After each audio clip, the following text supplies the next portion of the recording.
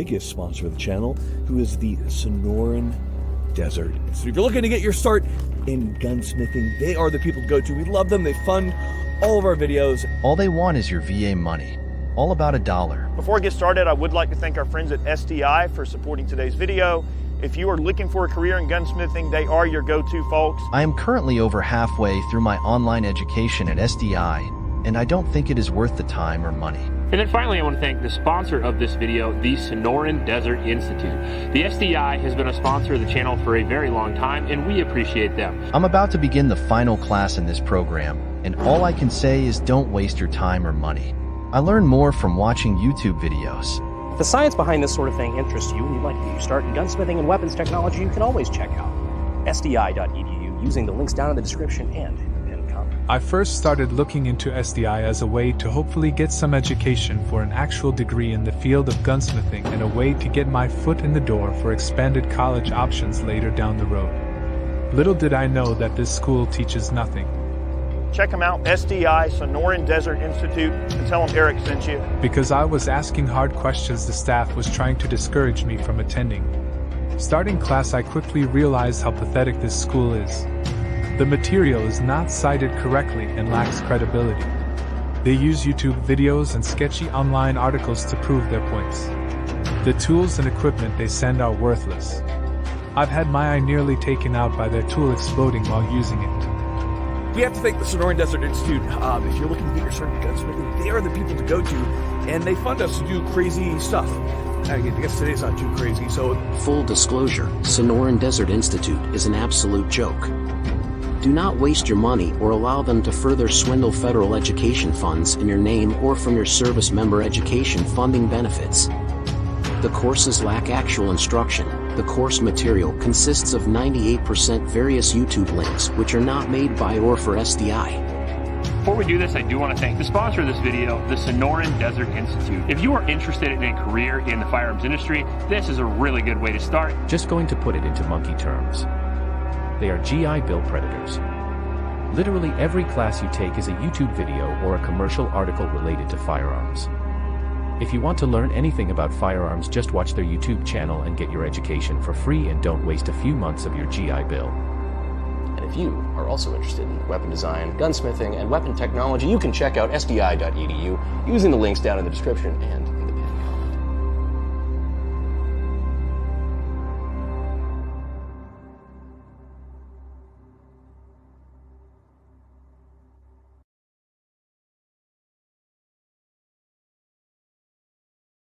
Well, I think that just about sets the tone for this evening's stream.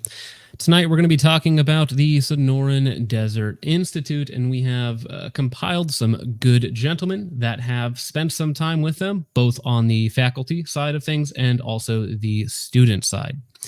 Now, I did have a big spiel to go through before we get going, but I'd rather just leave it to the gentlemen that we have here as we go ahead and add them to the stage now. All right, so change that around. There we go. Now we can see everybody. There are currently 4 gentlemen here who have spent some time with SDI in various capacities. And I think the gentleman who is the most pressed for time can go first, and that is, of course, going to be Colin. How is your evening going, Colin? It's going. How's everybody's evening going? Good, good. Glad to have you on. Now, while you're on your way to a various location, why don't you go ahead and tell the fine gentleman watching this stream what you did with SDI? So I don't remember how I initially came to find out about SDI, obviously somewhere on the internet. I enrolled towards the end of 2020, graduated in early 2022. Yeah, I mean, it was... I can't say it was a bad experience, but I can't say it was a great experience. I think, you know, kind of how my initial comment was, I think it's just important to, you know, understand and curb your expectations and know what you're getting yourself into, right? Like how we had talked about earlier, I think an important distinction is that it's not a trade school and that it is in fact a college. So I think that's one of the most important things that people could understand going into it, is that you got to know that you're not coming out of there a gunsmith, right? gunsmithing is so much more beyond just taking classes and would require, additional either apprenticeship or, working somewhere with on-the-job training. Absolutely. I think that is an interesting statement because a lot of the marketing around their stuff comes off as like, hey, if you want to get your start in gunsmithing, if you want to get your foot in the door, if you want to start your own business, they say these things, to try and get people to sign up for SDI, but that doesn't necessarily seem to be the case. So for you, how would you say that they set you up for a job within the firearms industry? I mean, so I will say with the classes that they have, there's a lot of interesting information. You can absolutely find all of that information elsewhere. I think it's well organized. There's a lot of really good information there. There's some, decent stuff that they send you. And then obviously there's some like, hands-on labs and stuff, but it would be what you would find really the approach to any other college in whatever field you want to go into, right? So, and then there's also, like we were talking about earlier, the, I forget what it is, career administration or whatever, where they call in every few months and then give you various resources and openings and trying to get you into the field after the fact. But it's, I think it's an important distinction too. Like, and it's one thing, I don't think it's for everybody. Sure. But it's, it can be helpful, but you got to know what you're getting yourself into. So can I ask what your level of experience was going into SDI? Because I think that's an interesting frame of reference for where you started at. I guess basic level armorer type work, knowing how to, break down, do my own repairs on more modern firearms like AR platforms, Glocks, various other, semi-auto pistols, stuff like that. Just stuff that you would commonly see around. I didn't have any background in kind of like, inletting or doing a lot of, long range accuracy stuff or like, some of the other stuff that they would do. But it was basic level armor type work. Okay. So you had some knowledge going into it. So it wasn't like you came in with a completely blank slate, didn't know what a gun was, didn't know what an AR-15 was. You could already do some of your own work going in.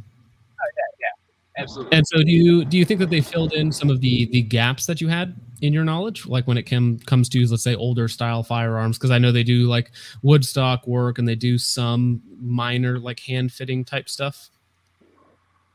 Yeah. So, I think it, depending on where you're coming from, it can create a more well-rounded knowledge of various different types of firearms that you might not be familiar with. Okay. And now, how do you feel about the? Oh, sorry. Go ahead. No, go ahead. What were you going to say?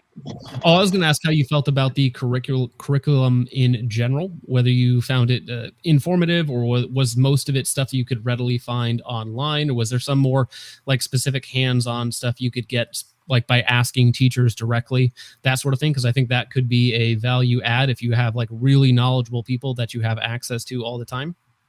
I think the answer would be a little bit of all of those things. Because you can definitely find that information online. I think, at least for me, it was helpful having it as well organized and all in one place as it was, rather than just trying to find a topic and then go down the rabbit hole because you find some information that you didn't know and then, you keep going down other rabbit holes. So it keeps you, organized and on task.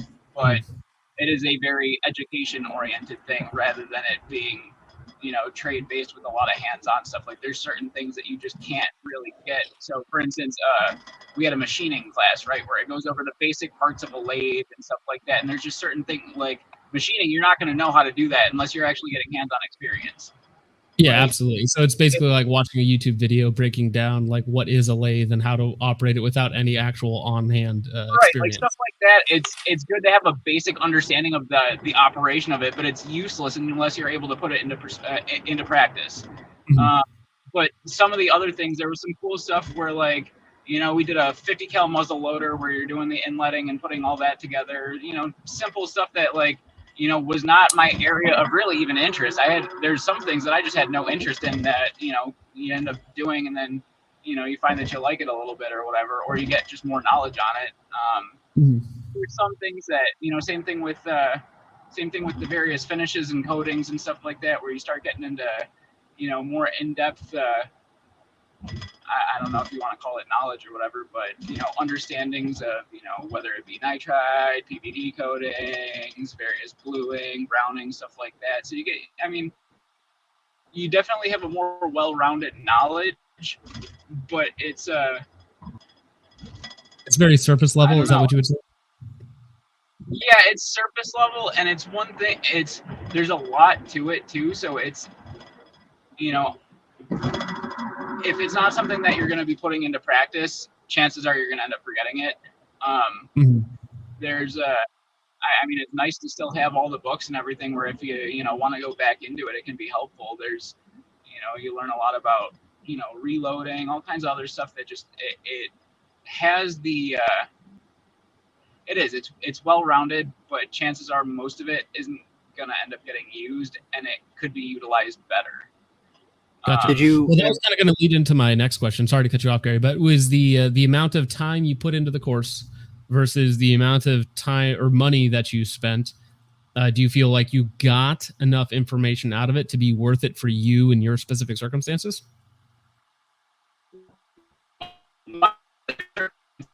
I started an associate's degree probably 10 years prior, and I had gotten some of my initial core credit, like your math, science, English, all that nonsense. I got all that out of the way, and so they allowed me to transfer those credits.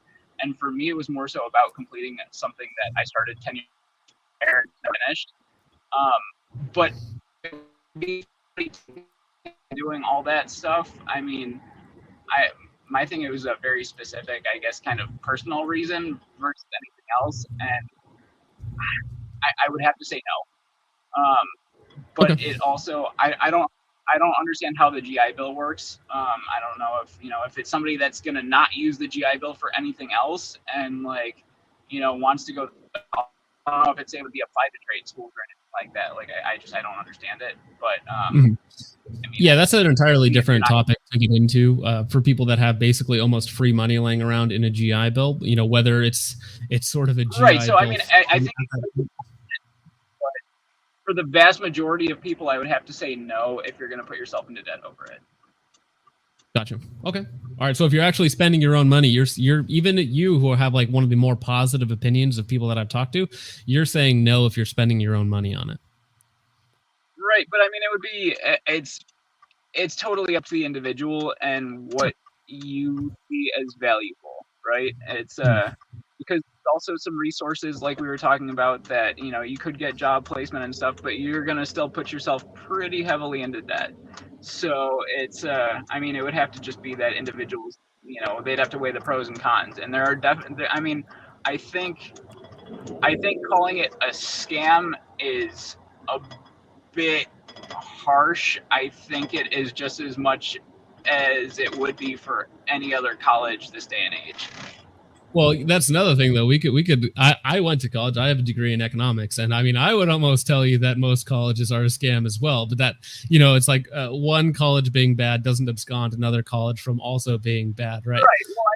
Well, but the main problem with this one for me, especially in the gun industry, is just that it's pushed so heavily because they've lined so many people's pockets and they don't do the thing that they're claiming to do. So, I'm sure that some of the people there are great. We're going to hear from more of them later on as well. But yeah, just kind of the value proposition that's there. And do they actually do the thing that they claim to do? That's my biggest interest in it, especially when it comes to, the whole bad side of YouTube money, let's say. Now, Gary, did you have a question?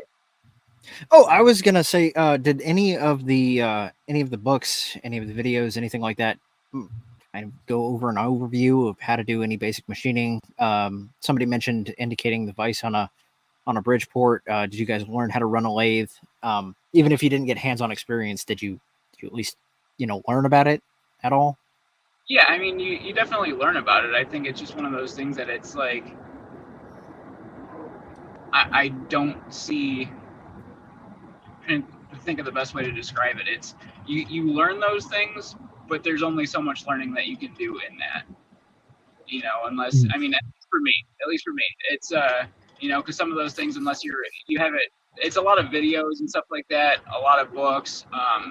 I don't remember exactly how that class was, but it was a very, very basic entry level thing that, at least for me, didn't really stick, just because I wasn't able to really focus on it in that kind of way without having it in front of me.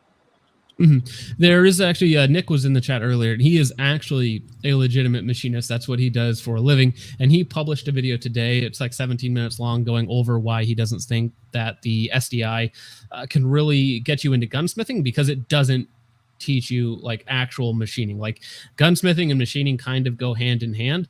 Other than that, if you're not machining stuff, you're doing what I'm doing, which is kind of just assembly work, right?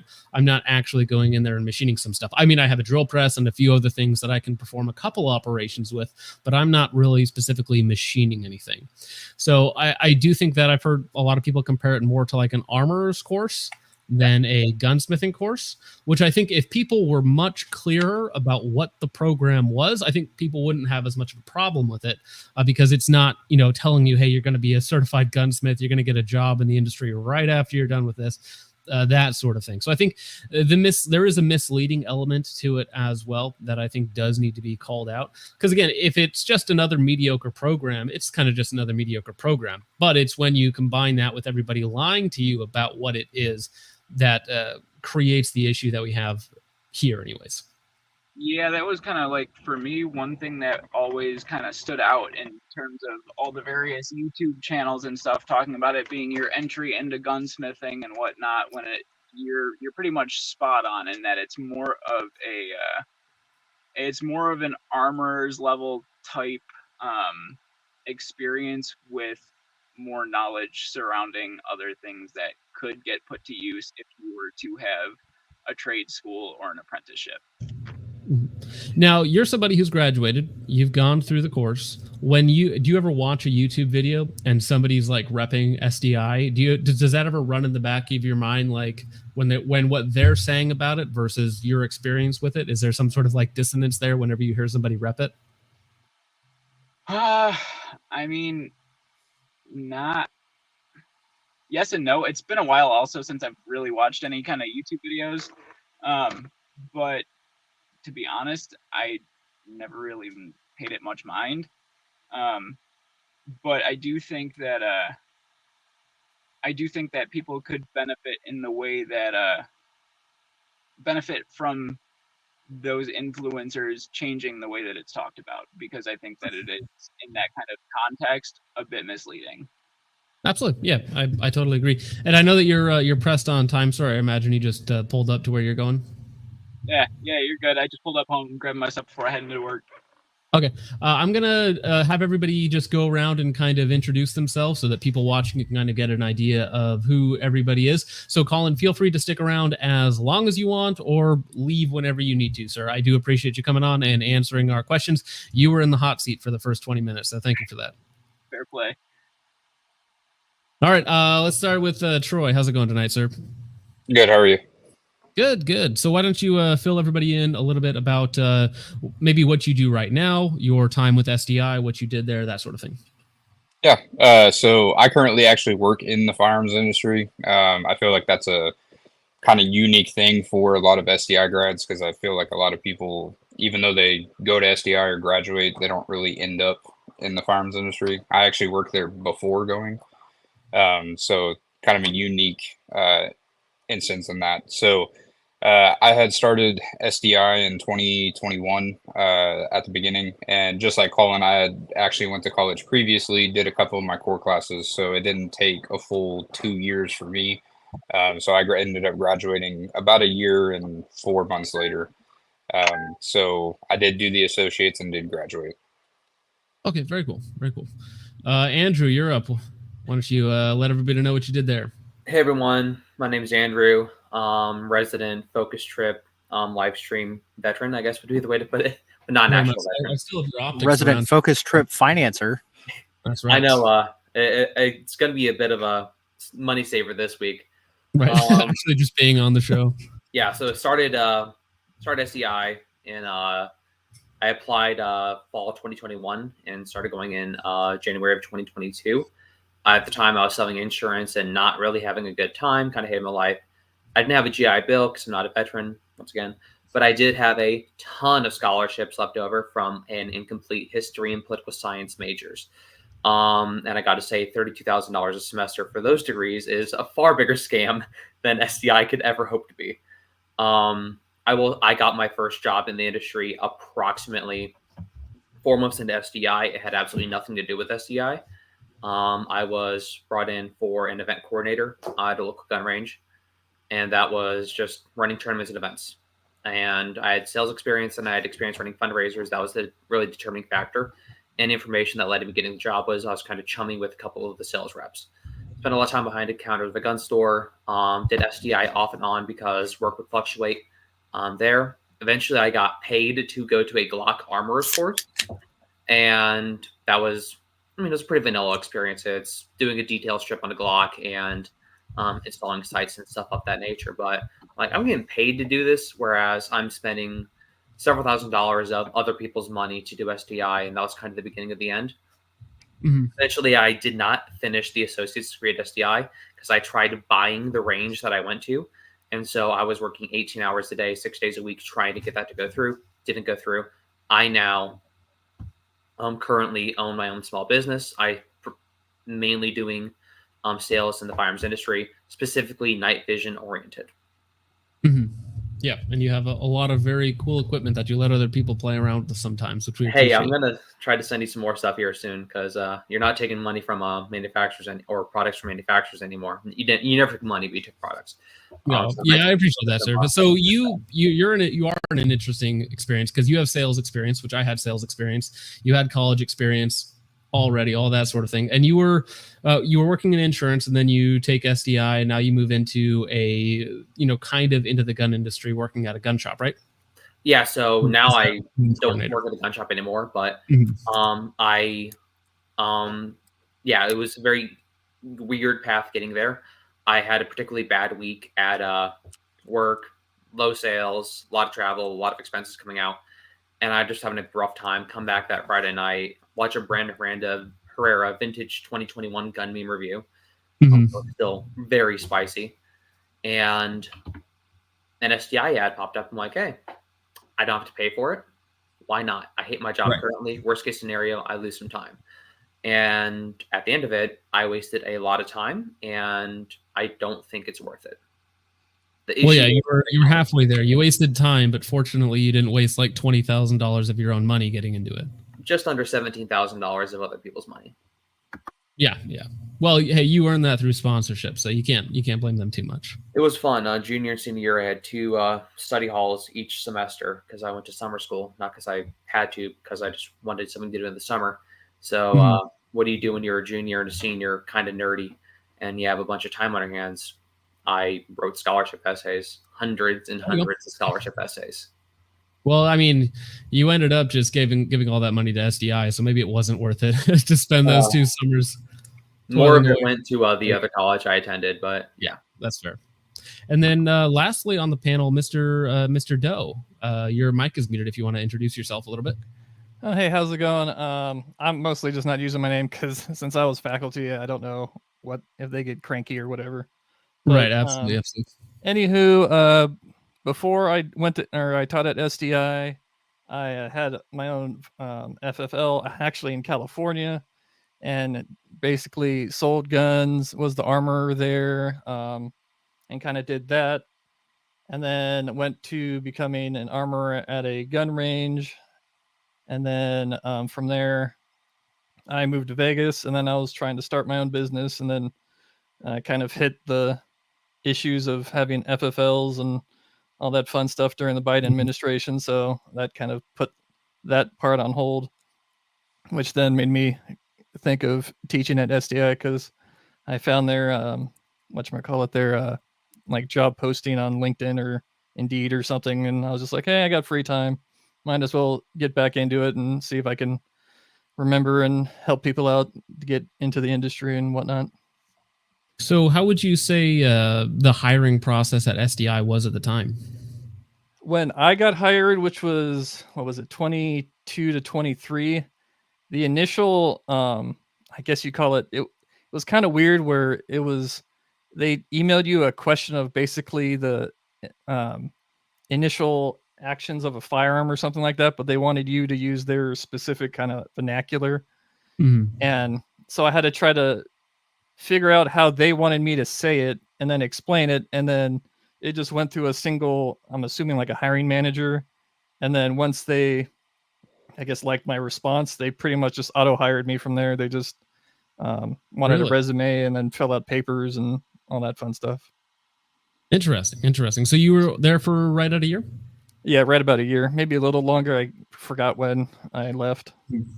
And then was there a specific reason for leaving that you want to disclose? If you don't, of course, anything that anybody doesn't want to disclose here, just say, shut up, John, and I won't push any further on that. Oh yeah, no worries. Because you've given us your time, so we appreciate it. Mostly I was kind of feeling like the traditional teacher in that I can kind of tell because they basically pay faculty, at least when I was there, to you get paid for 10 hours a week for each class that you teach, and 10 hours a week isn't really kind of feasible because a lot of times there's 20 to 30 students, and then they wanted individualized responses, and a lot of times with like homework posts and stuff like that, a lot of the answers would be kind of all similar, so you couldn't I guess they didn't like you copying and then slightly editing things to tailor to specific issues people were having. And they wanted it like a whole clean slate because I guess they were putting it through, I'm assuming like a filtering system that can see if it's been copy pasta or whatever. Right. Now, at your peak, what was your working hours for SDI per week? I was teaching 2 classes. I taught it's called Firearms Inspection and Troubleshooting. Okay. I was teaching 2 of those classes, and I was also working a regular job at the time because I'm also in IT, basically when the firearm stuff dries up for me. And I was doing both of them at the same time. So I was probably doing maybe 60, 70 hours of work between the both of them together every week, and I was just getting burnt out, basically. Right, yeah. It's a very heavy workload. Now, do they expect all of their teachers to be putting in that level of work? And would you say that the pay was appropriate for how much you were putting into it? I was assumed that everyone was doing the same workload, but I don't know if they were, just because they basically the only kind of interaction I had with other instructors was kind of like what other people were saying through the Canvas portal, and they had a specific one just for instructors. So I'd kind of just chat with them every now and then. And a lot of times I think they would adhere more to doing just the 10 hours versus actually like responding to people for office hours or trying to actually interject real information for them and stuff like that. So yeah, at least like kind of what I was saying, I would assume maybe me and some others did, but most of the part, I think they were just kind of not responding as much because a lot of times students would be like, oh yeah, my last teacher took like 2 or 3 days or a week or something, and I would do it within probably like 10-20 minutes as long as I saw a notification or something. Right, good deal. Dakota Wright, sir, thank you for hopping on. Why don't you go ahead and introduce yourself if you're ready? Give me 1 second, guys. I'm squared away gear. No, you're good, man. You're good. All right. Well, okay. Sounds like he's fighting a dog in there. All right. Am I doing something wrong? I don't see myself on the camera here. I don't see your camera turned on. There should be at the bottom. There's a mute and a stop cam. So whatever it is that you're using for that, I'm not sure if you're on your phone or on an app or something like that, but your audio sounds good. And that's the most important thing, because most people aren't staring at us. They're actually just listening to us while they play a video game in the background or something like that. Okay. Well, all right. Well, I can't see myself, so I guess we'll just run with this. So my name is Dakota Wright. I served as a United States Marine for 2 years before I was separated out under some shitty conditions. I was hurt in the line of duty, had shitty command. This is down during the time of the downsizing from Obama's era. After about 6 years fighting through Congress and fighting through all the different levels of the DOD, I got my military stuff corrected, got my benefits back. held people accountable for the wrongdoing that they did. But the entire time that I was in the military and prior to the military, I always knew that I wanted to work with guns. But I was that kid that was always reading historical books or old gunsmithing journals or what was that old magazine? God bless. The Machinist Monthly or something like that for all the mechanics and stuff. But when I would watch shows like Future Weapons or Top Shot or anything like that, these guys all had immense knowledge, but not one of them ever truly had a degree. I mean, sure, we all see the fat bald guy, you know, like from the UK or something, and it would be like weapons expert. It's like, according to who? Because there is no one. Well, when SDI came around, I was still in high school. Now, I always wanted to go to a school and have that degree to really show off my passion, just like anybody. Some people want to be attorneys. Some people want to be doctors. Some people want to be basket weavers. I chose that I wanted to be in the field of firearms training and also firearms engineering and manufacturing. John Moses Browning was my biggest role model. Him and Samuel Colt. Samuel Colt designed the very first wheel gun, the 45 Long Colt series, off of riding on a ship. He got the idea from the rudder, and a lot of people aren't aware of that. History has always been a huge thing for me, and I see the areas in our industry where we should be holding people accountable and holding our industry accountable. And there should be no excuse for how old the gun industry is today. There's no reason that we shouldn't have people with actual degrees in positions of power to hold entities such as the ATF accountable per the very definitions in which we know to be true, because that's what they are. Not because of feelings, but because of facts. And I care more about facts than feelings. So I chose to go to SDI and immediately knew that I was going to be trying to take a bite out of one of the biggest bullies in the yard. So like you guys said in the video, I went through it, did a 2-hour review on them. And now they're asking me to help fix the curriculum. So I have a little bit of insight on what they're doing. And even now, I'm still not okay with it. Mm-hmm. So I'm here to not be the jerk, but I'm also here to be the bully to get rid of the people who are screwing over the people who don't know, who just want to learn. Mm-hmm. Well, for me, it's always about who are you trying to help out? Because are you trying to help out the multi-million-dollar corporation, or are you trying to help out the small average Joe, like a lot of us are, that, you know, we're taking a chance on a course because it got repped to us by somebody that we thought we could trust, that we thought would vet their own products, and it just turned out to not be what we thought it was or what they said it was. Now, do you know what years you attended SDI? If I'm not mistaken, I attended till this last December. So that was 2023. So I want to say I started in 2022. Mm-hmm.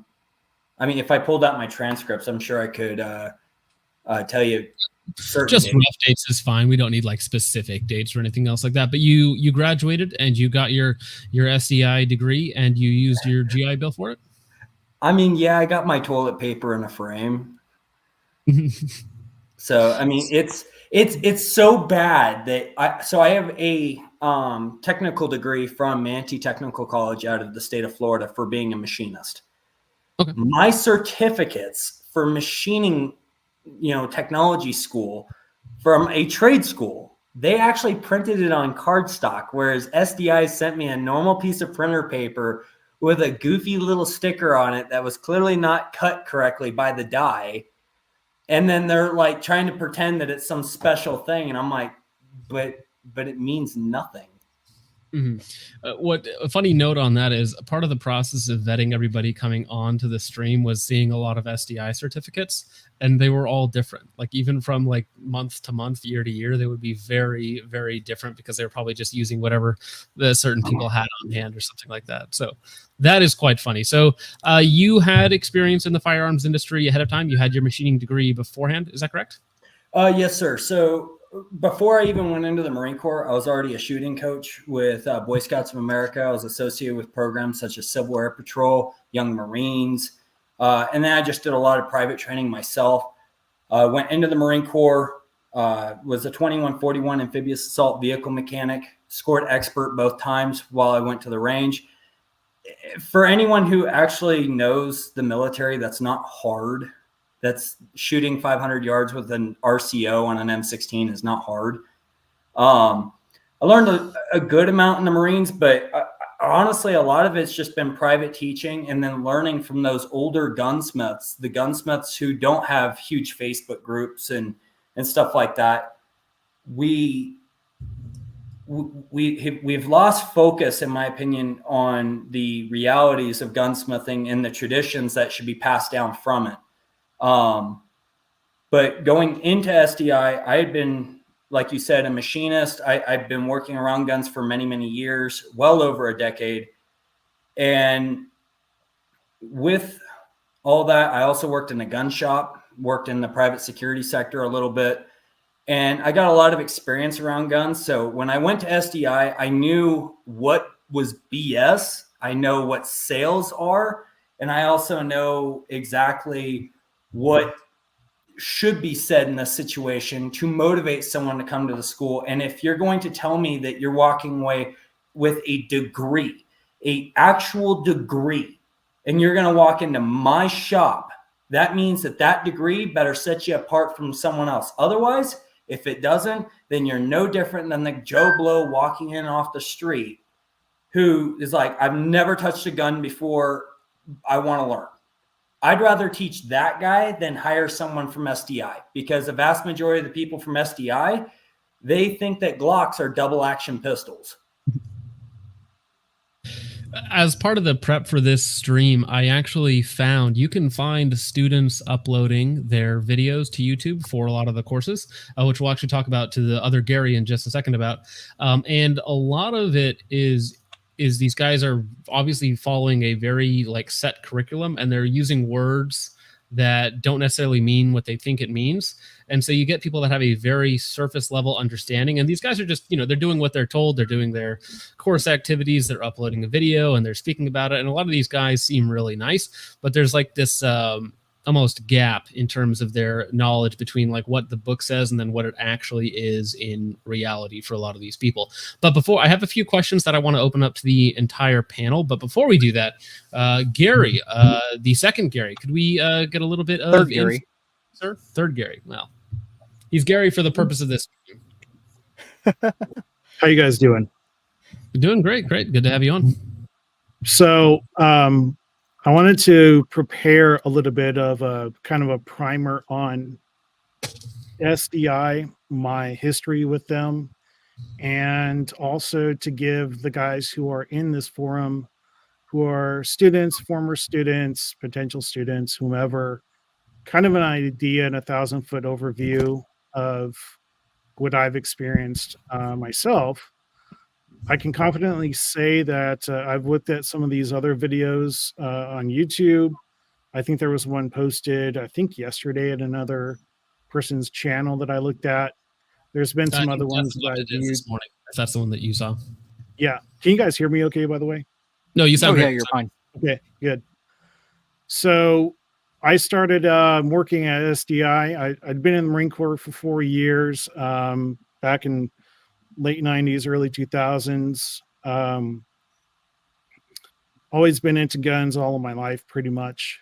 The opportunity came up with, I was working for some online schools, and a former boss of mine actually told me about SDI, got recruited, and I started working there. Heard about SDI before, and this is in 2014. So I was expecting the first day I showed up to see a whole bunch of gunsmiths working there, and there was just like 5 people in the office.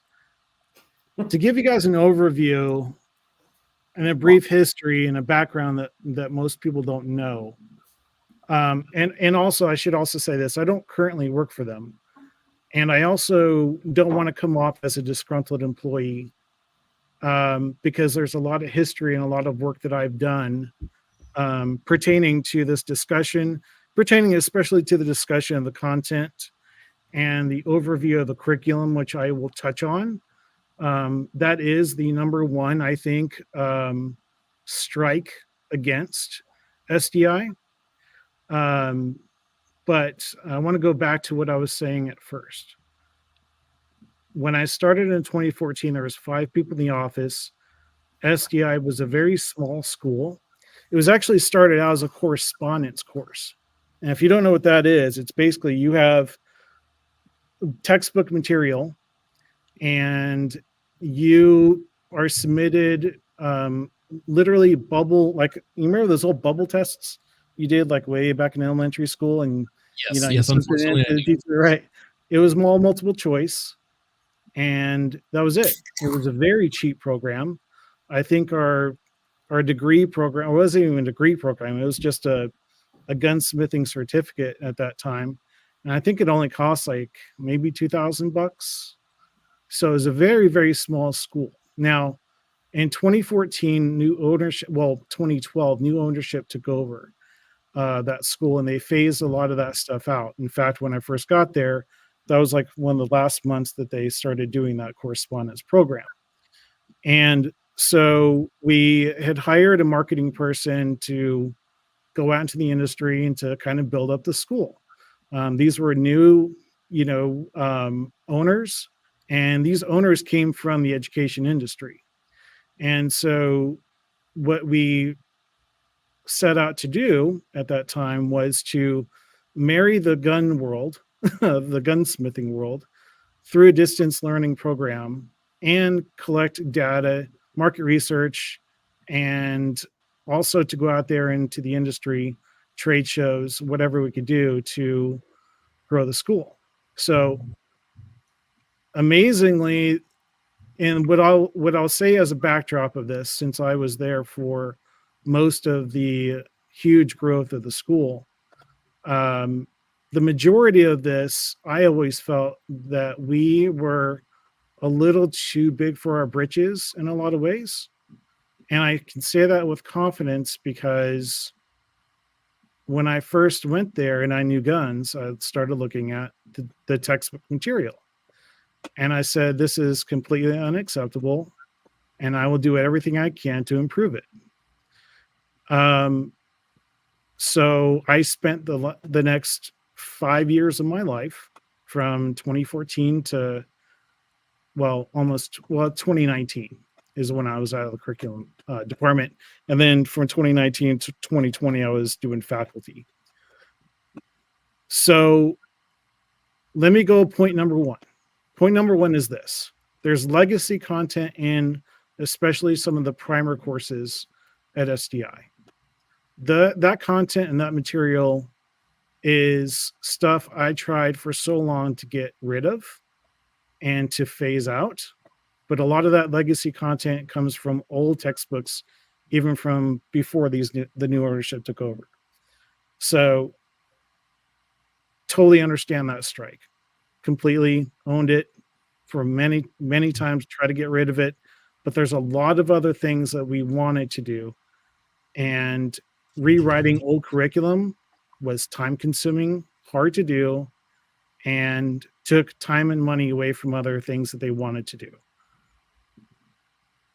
Point number two: at the time that I started, there weren't really any hands-on projects. There were a couple of very small projects, but they were very meaningless and had no bearing whatsoever on gunsmithing at all.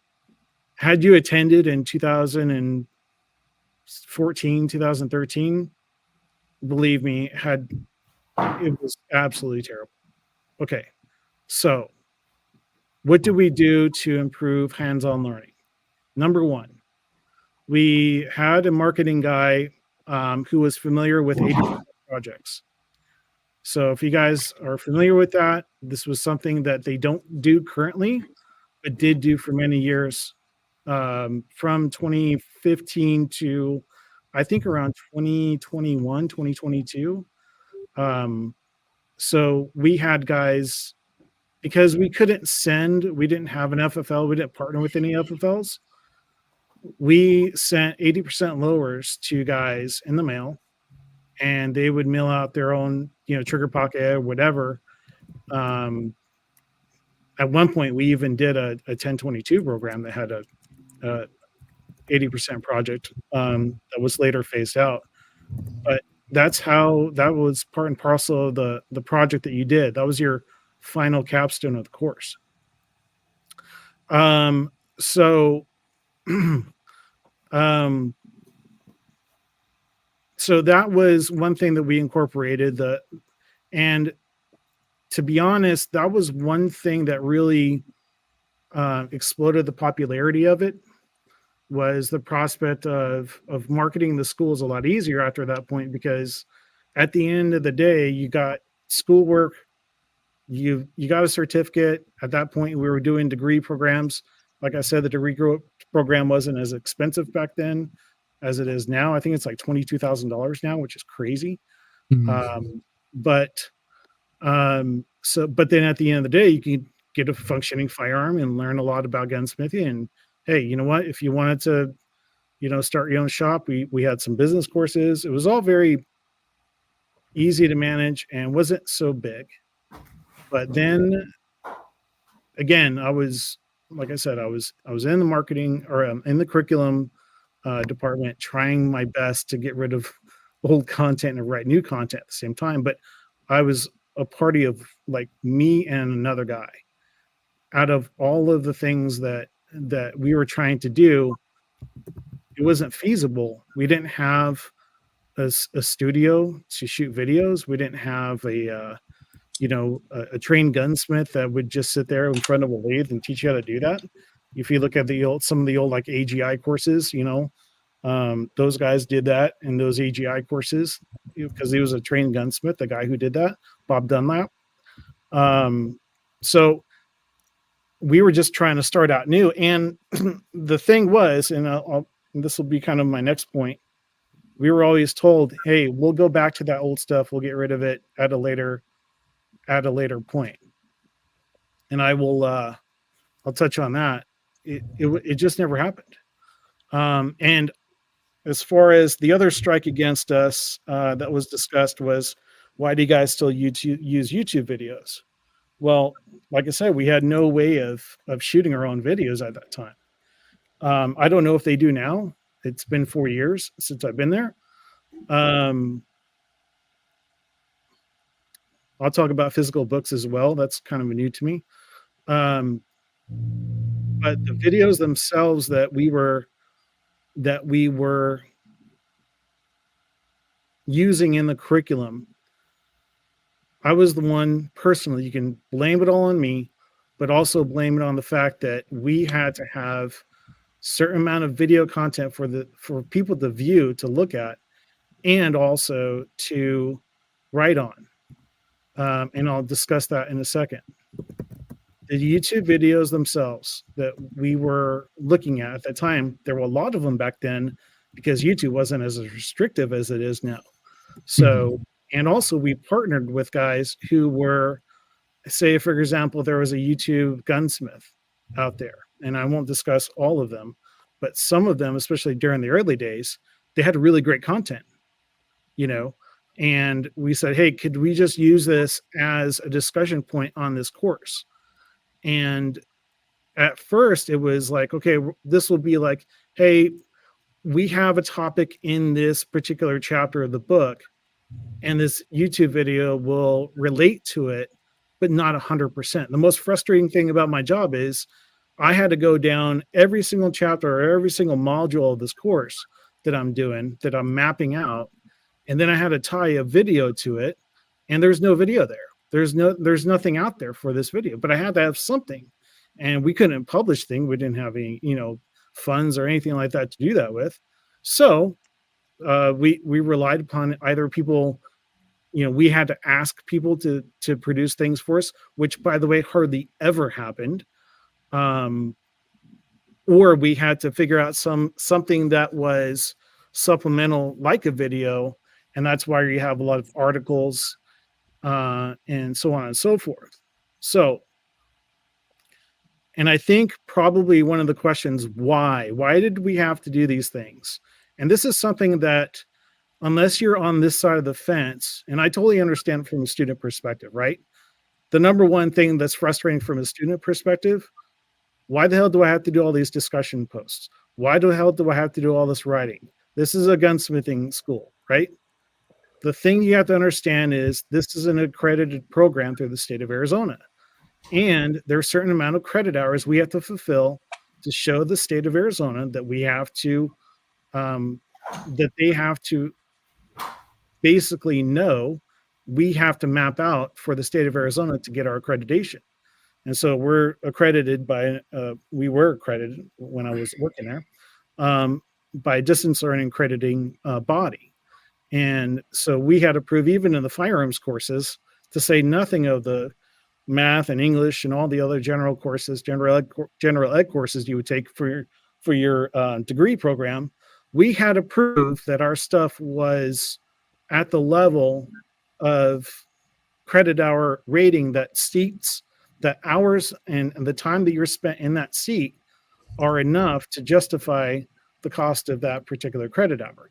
And we had to show that on paper. And the only way to show engagement like that was to engage with the students. And the most, for an online program, right? The only way to do that traditionally is to do discussion boards, to do assignments, and to show projects and to show labs that students have done.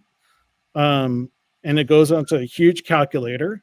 And basically we have to show the state of Arizona in order to maintain our accrediting status to do those things. So long story short, there's a method to the madness, but I'm not also not going to make excuses to say that, hey, the way that we did it was absolutely perfect, because it wasn't, right? Totally understand that. And the other part of my job at that time was to find a qualified gunsmith who was able to use his shop time to make money and survive, which, by the way, I became a gunsmith later. I did that for 5 years. I know how freaking hard that is. It's not easy on a gun to even just pay the bills. To give up my time, and you cut out there for a second, Gary. It's asking me to do like content and writing. Yeah, are you there? Are we good? No, you're good. You're good. If I could interject and ask a few questions. So you worked there from 2014 as a curriculum guy for like 4 years, right? To 2018, 2019 timeframe. I started there as an enrollment guy. That's what I did. But the very first couple of weeks that I worked there, I did the curriculum stuff on the side, and it became a formal position, I think, like 8 months later. But I'd been doing it. I'd been hiring anybody who could write, do curriculum, and do these projects that we were publishing at that time. Trained gunsmiths or armorers who were good at writing. Let me just tell you that there's a lot of gunsmiths who would turn in stuff to me that I could never publish ever, because it was just too hard to read, but they're gunsmiths. They're not like, professional authors. We would still use some of their points and data and stuff like that, but it wasn't like, but some guys could write really well and also were really good gunsmiths. And those are the rare guys. And so we were trying to find a cadre of those guys who could actually do these things. And it was the most frustrating thing. I ended up hiring, there's a guy that still works there. There's a couple guys that still work there that are very good gunsmiths who do write and produce content and curriculum very well. But it was very, very difficult to do that. So I got a couple of questions for, sorry. Go for it. I got a couple of questions for the other Gary and Mr. John over there. it sounds like to get a position at SDI as an instructor at SDI, you really didn't need to know much beyond the basic functions of a firearm and the basic components of a firearm. Is that correct, or am I misunderstanding what's going on there? At least, oh, go ahead. Oh, go ahead. I was just gonna say, at least when I got hired, they kind of just wanted someone that had a degree, because I would run into a lot of people that were either smiths or armorers, and to be an instructor, you had to have a bachelor's of some kind, and a lot of them would just go straight to a trade school, or like others would be a machinist or what have you. And trade schools don't give out bachelors, and to teach there, at least when I was there, you had to have a bachelor's. So a lot of people would get turned away, like, hey, I have experience doing whatever XYZ, but they're like, I don't have a degree, I can't teach. So a lot of times, at least when like the instructors I talked with, they would be kind of like the gun people to their friends kind of thing. And then since they had a bachelor's in psych or business or whatever, they would be like, cool, I could teach here too. I couldn't agree more. So starting out in 2014, when you hired there, to the end of your time, I have a question of how did the faculty change over those years? Because I have heard from other people that it started out, let's say, with the best of intentions and trying to improve, but then as they got much more corporate with the new ownership, it started to drift away from being a gun-centric program to trying to be more general and hiring people behind the scenes that don't necessarily have any interest or care in the Second Amendment. Yeah, so I'm gonna touch upon what I already said before, that in 2012 new ownership did take over the school from the legacy, old legacy that was predated me. But there is a point in 2016 where the former president, who was really pushing for, trying to get more, I guess you could say, more of a partnership with the gun industry. I know personally, and I'm not going to go ahead and go into start naming names. I'm not here to crap on anybody or anything like that. But the trajectory of where we were going was a more of a partnership in the industry to provide curriculum, education, and training to a lot of firearms professionals. There were a lot of marketing guys who were pushed out of the door in 2016 when there was basically a hostile takeover of the upper management of the company. And the person that came in was not a gun person. That person is still there in this position. And it's not a situation where you have like the upper echelon of firearms people running a firearms program. That's not the way it is. It's, like I said, first and foremost, SDI has to maintain their education accreditation, right? So there's education people running the school, not necessarily gun people running the school. And so that was always the frustrating thing about it. So so I don't know if that is the question or not, but yeah, no, that definitely helps fill in the picture a little bit about the change in some of the upper echelon of SEI, let's say, over the years, and that kind of corroborates some of the other things that I've heard as well. Now, I got everybody else here in the panel here, and they've all been sitting very patiently, very quietly, but I do have a question for the entire panel. So both from the faculty side of, at the end of the day, in your honest opinion, how do you feel that the curriculum, that the program helped people trying to get into the gun industry, into gunsmithing, or whatever it may be? And then on the flip side of that, to the students on the panel, how do you feel that that piece of paper saying that you graduated from SDI, or just the information that you accrued over your time there, how do you feel that that helped you out? So let's start with Troy. Troy's been very quiet. Sorry, sir. You've been on here for a while. You're fine. It's actually pretty interesting, like being able to hear the perspectives of the faculty and how that whole thing is played out from many years ago. So in my opinion, in terms of the degree and everything I received after graduating, I would say if my main goal was to become a gunsmith, then it doesn't really help me all that much. I think in terms of like most jobs, right, you can have a piece of paper that has said you've went through some kind of curriculum. So use any trade in that regard. Just because you have a document that says you passed courses or anything, that doesn't mean you can just become one. That's not how it works. You have to get hands-on experience. You have to do, many years and spend a lot of time in training to really become somebody in that kind of trade, whether that's gunsmithing or anything else. So in terms of, spending the 2 years like I did and getting that paper, does that help me in any regard to become a gunsmith? I would say no. Really? Okay. Yeah. And Andrew, you didn't graduate, but what were your feeling on the thoughts of the course? Yeah, I never graduated, and frankly, I never wanted to be a gunsmith. I wanted to work in the firearms industry. And I was looking at it kind of like, my choice was to keep selling insurance, go back to regular college and go to law school after that, or find another option. And law school I was going to spend another 5 years finishing out a bachelor's, master's, and then law school.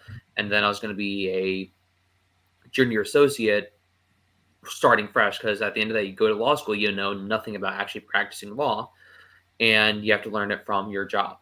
And I'm like, that sounds kind of like a miserable experience. I want to do something different. Well, I got the job in the industry 2 months into the school, and it had nothing to do with the fact that I was attending SDI. And at that point, the only reason I kept attending SDI is because my grandmother was like, Andrew, you got to get a college degree because someone's going to care about that certificate.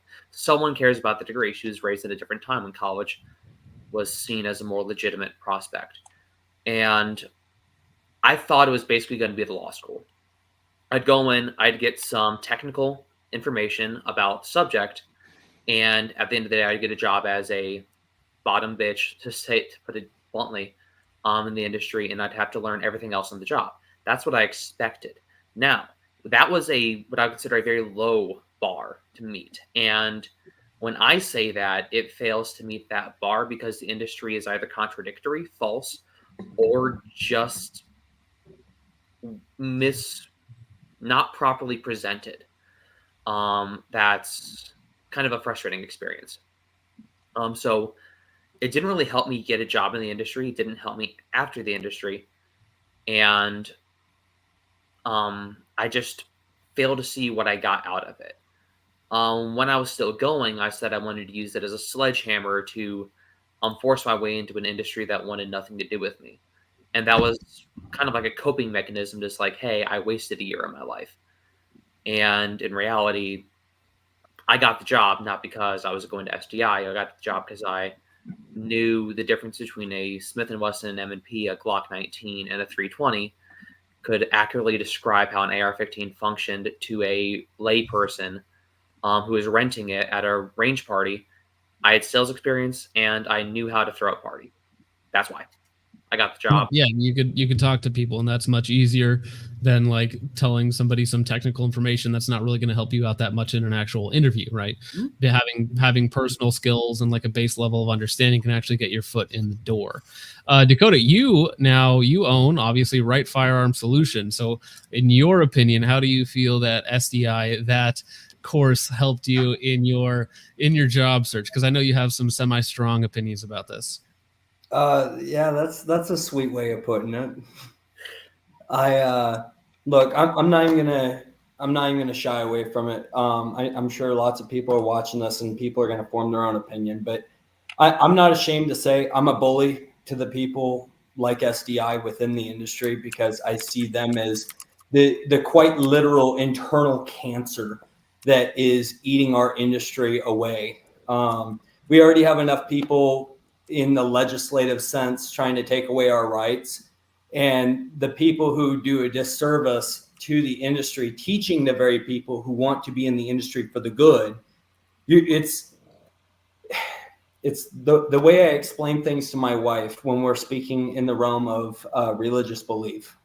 I'm like, if the sheep follow the shepherd because they are blind sheep, and the shepherd is basically leading them astray unknowingly or knowingly, whichever, it doesn't matter. It's still the wrong direction. Well, all those sheep are going to be led to slaughter for a mistake on the shepherd, whether intentional or unintentional. SDI, they want to sit there and Gary, I want to be very clear. None of this is at you, buddy. You were gone long before I ever went to the school, so nothing personal, bud. I know both sides.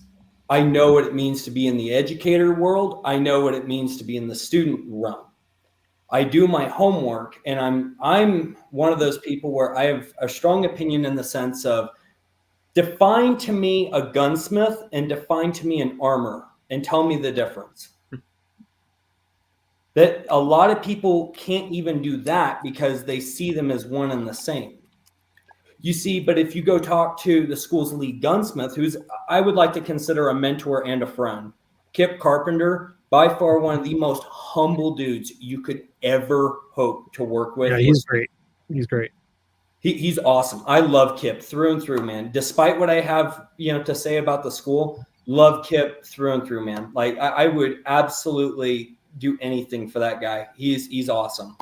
But I'll tell you right now, go sit down with that guy. Go sit down with Kip, someone who's done this for decades, can fix anything you put in front of him, any platform, and ask him what it takes to walk in the door and be reasonable. I can tell you right now, it's going to take minimum 5 years of hands-on experience before you're ever allowed to call yourself a gunsmith.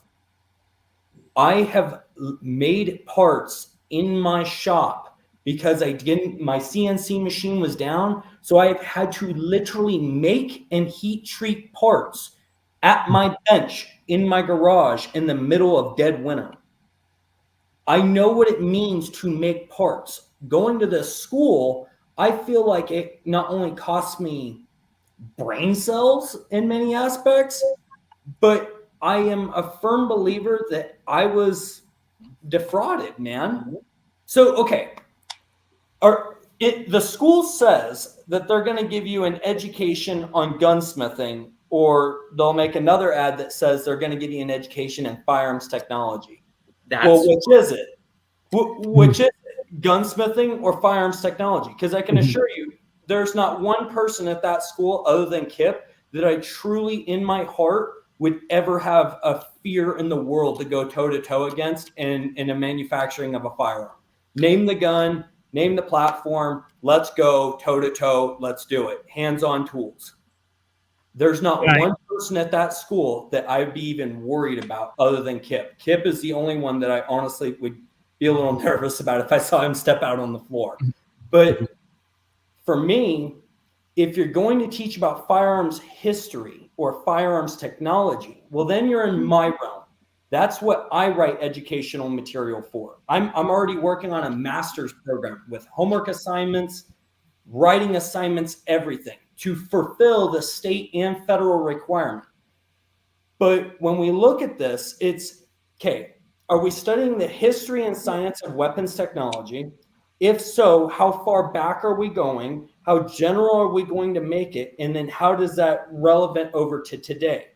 We may focus from like the early primitive, blunderbuss and muskets, and we may go up until the development of smokeless powder and just kind of breeze through it because it's such a small niche market in today's industry. And then we may start focusing on the M16 and then up to current and catching people up on the more traditional platforms that they're going to work with, introducing new platforms from the industry by the industry. So kind of like how we're a country of the people, by the people, for the people, it should be an industry by the people, for the people, by the industry. We should be helping each other. But when you have a school that is deliberately, and there's no other way to call it, when a school is deliberately making content that they know to be subpar, and they want to sit there and deny it. But the rest of the industry, no matter who you go to at any event, SHOT Show, Gun Con, whatever, you go to one of those events and you tell someone, yeah, I'm a gunsmith, I went to SDI, they're going to laugh. They're going to laugh because no one's going to take you seriously.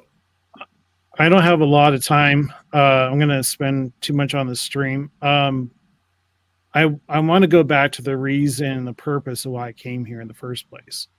The first thing, the reason why I came here is because I feel that there is a lot of things that have happened that I don't agree with. And to this day, I feel like there's a lot of unfinished work that they could have done to make things right. When I say that I woke up every day and I felt like I was the only person in that company trying to affect change, especially in the firearms courses, it really affected me a lot. And I make no apologies. I think them having legacy content and YouTube videos in there still is just unacceptable. They make enough money to build an own studio, to hire professional actors, and like gunsmiths who can act. Gunsmiths, like if you go to Brownells, for example, great point. If you go to Brownells and you go to their website right now, you look at some of their videos, even their old stuff from the late 90s, the stuff that I had to binge on to learn as a content creator to figure out like how can I make our stuff like that. They don't do it. There's no incentive for them to improve on any of that. Why is there no incentive? For one, the school makes enough money. Why should they? Right? What's the incentive? You pay a content creator like a Rantham who has approximately 2.5 million subscribers, who's going to put out a video that's going to get on average 150,000 views. One person. The problem I have with that is it's not related to the curriculum, right? So you can't produce a video, and the things that I was doing was doing my best in order to map out a video that I could find in order to use that video in order to teach that content for that week. But if you just pull a Grantham video of him shooting or whatever, that's not good. But also it goes back to the ethos, right? Is that they have no incentive to get better because they say, I don't know how much it costs, how much they pay Grantham an ad. Let's say it's $10,000. Let's say it's $20,000. Pay Grantham $20,000. That video is going to get probably 150,000 to 250,000 views. And you're then on that, buddy. It's 1 to 2 million views per video. Crazy. But you get 3 people to sign up off that video. You have more than paid for the cost of the promo. Yep. And that's the frustrating part for me, guys. That's the frustrating part for me. Yeah.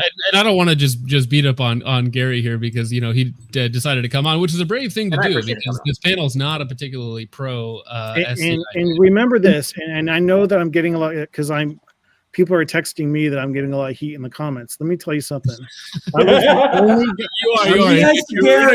You were getting roasted. I wanted to give you your time to speak, because you decided to come on, so I appreciate it. Yeah, I'm a party of one trying to do all of this work and with no help.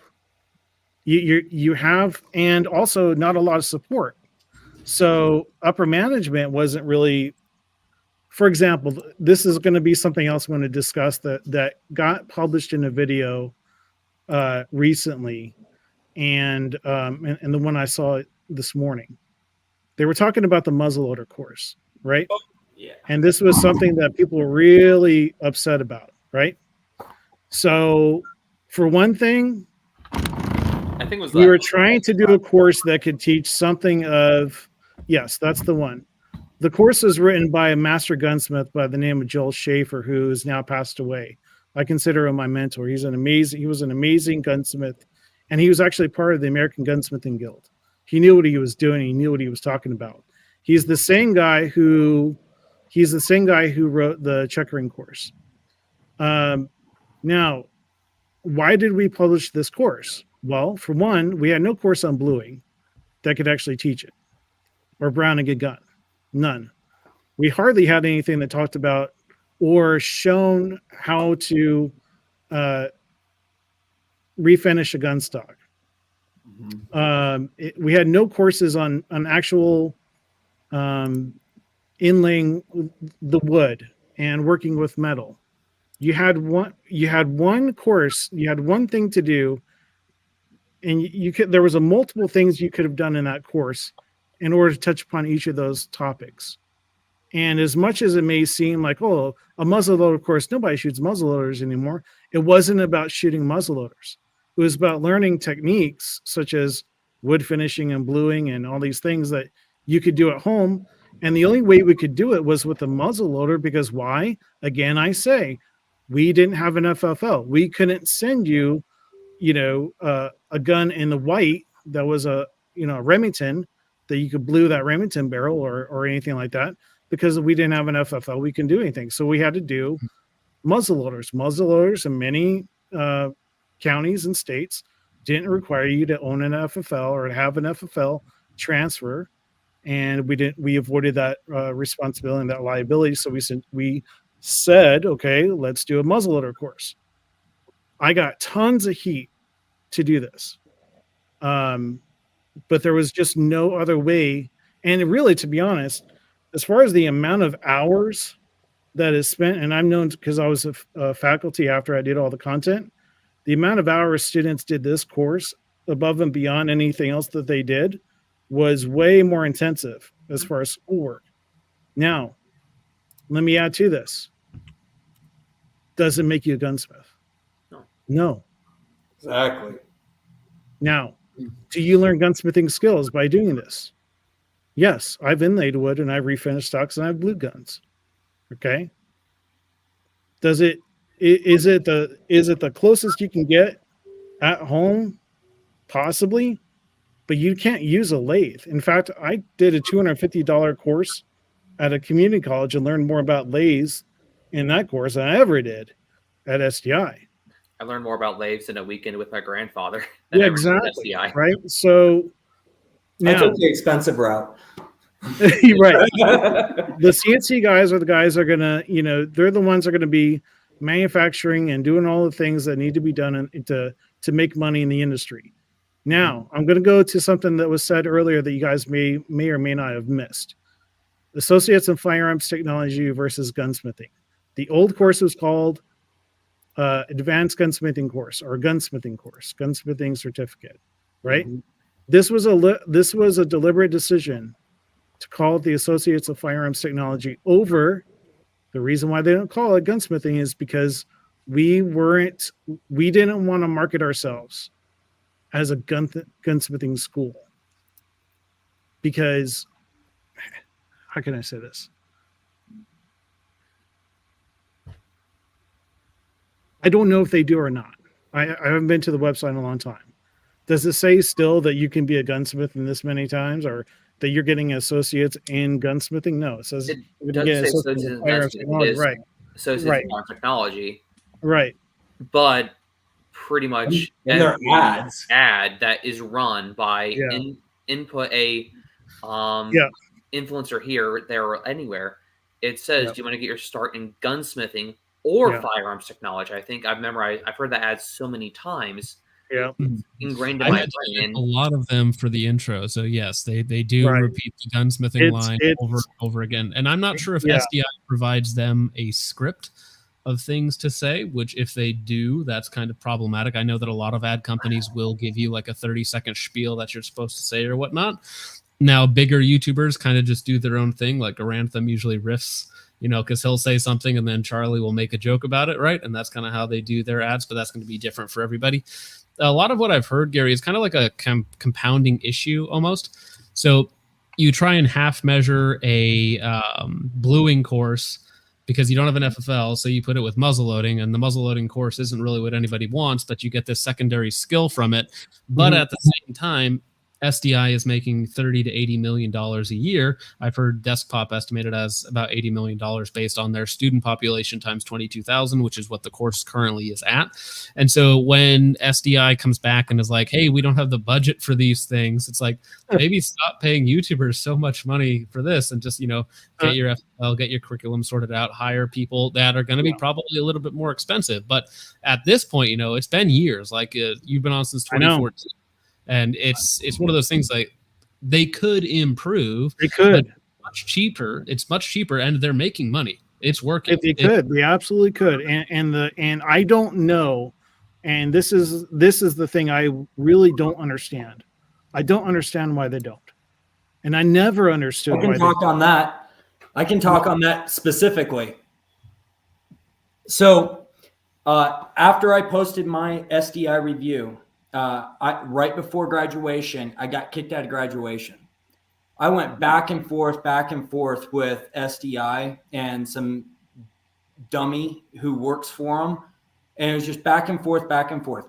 Well, I actually got linked up with Tracy Lee, who is the president of Sonoran Desert Institute. She and I went toe to toe, and I threw some major haymakers. So all the books that they send physically, okay, these are all the textbooks. I went through each and every one of their textbooks, highlighted where they either plagiarized, they made shit up, they were claiming things that isn't real, all that kind of stuff. And I sent these books to the school, and they made photocopies. I just spoke to her and the head of the academics department, and both of them were sitting there telling me that they have invested a huge amount of money into video production equipment, that they're going to start trying to do these better, that they're going to, maybe look into doing like a silent study group and so on and so forth to see where the holes are in their curriculum. And I'll be honest, a lot of it just feels like fluff. It feels like, the same jargon that you'd tell someone to kind of get them off your back. I think that SDI is mad at the fact that the VA recently changed their ability for how much a school is going to be able to draw with VA voc rehab or post 9/11 GI Bill benefits. Yeah, I think that they are upset that people like myself are going out and making videos and throwing them under the bus, literally using their words from their textbooks. And I've had now 10 people tell me today that because of that video this morning that dropped, that they will not be attending SDI. Well, if SDI makes, we'll just call it a round number, $20,000. Well, how much money did I just take out of SDI's pockets? But at the same time, how many people did I just prevent from going down a rabbit hole of spending their hard-earned benefits or, God forbid, their hard-earned cash? I couldn't imagine for the poor souls who have gone through this school and actually had to get education loans to go through this school. I couldn't imagine. I would be completely ashamed of the fact that I'd be around for that. And I'll be honest too, I am completely baffled at the fact that there has not been a class action lawsuit against the school. Because now I personally know. I personally know that there's a lot of people who are listening in on this conversation. And I'm not going to say I'm the only person that was involved in the curriculum. There are like 4 or 5 other guys. But I know every single one of them knows who I am and knows I'm going to get tons of heat from this. I know that I am. But to be honest, what I want to do is affect change. Mm-hmm. I think that the program could bring in a cadre of outside help to really affect the curriculum and to make it right. But more and beyond all of that, the thing I was pushing for ever since I started working there was getting guys into shops, getting guys into apprenticeship programs. But here's the tricky thing about that. They're accredited under distance learning. They're not accredited for physical home-based studies. So they set up these, I don't know if they have these anymore, but they set up like these semi short-term apprenticeship programs through shops and through, Nope. But not a lot of guys. They used to do this. I don't know if they do anymore. They don't do that anymore at all. So that was, for me, that was the only saving grace. To the reason why I pushed hard for that was because these companies were putting their neck out for our students. I know personally the gunsmith and the friend, the coach that I worked with at my shop when I opened it up, and I owned my own business for about 4 years. The guy who helped me out, he was a student of SDI, but he went to one of those programs and he learned a shit ton. And not only that, I worked at the school, so I knew Kip and I knew those guys. So I was able to get a really good education from the guy, and I did a machining course on the side. So I did tons of hands-on, but I had to do it all myself. But the thing that really fast-tracked him, my friend, was he did one of those, what they call field studies. If they don't do those field studies anymore, I don't understand how they're gonna. I don't know how they're gonna. They have to do something like that. You have to at least partner with associate's degree sort of school, or a school that maybe you don't have a gunsmithing school in your area, but there's plenty of community colleges that teach you about machining. Why can't you partner with one of those guys? Do some sort of credit share program, something that you can work in the same realm, but give these guys an opportunity to work on some machines, give these guys some opportunities. And it was discussed at every single big meeting that they would have in Arizona. Hey, we're going to, roll out some content curriculum on CAD, and we're going to give some guys, learning on how to do this. I'm like, okay, well, without somebody in a shop and doing all those lab hours in an actual field of study, you're not going to get there from here. And so, but it was always a second thought. It was almost like that was a great idea, but then they shoved it the very next day when, they continue to make all this. Look, I am no fan of SDI. Okay. Just not, right? But I just wanted to come on here to let you guys know, to give you guys a bigger perspective on what I saw and what some of the reasonings, however weak it is, why they do the things that they do. And if they haven't changed any of their processes, procedures, curriculum or otherwise, then I don't understand it, to be honest. And so anyways, that's pretty much, if you guys can want to ask questions, but man, that for them to get rid of field studies and not to improve videos, it's just, I don't get it. I don't understand. But even with those improvements, we've seen some people in the chat that are talking about basically, even if they improve the curriculum, even if they have better videos and whatnot, at the end of the day, it still takes real hands-on experience that you can't get through the internet.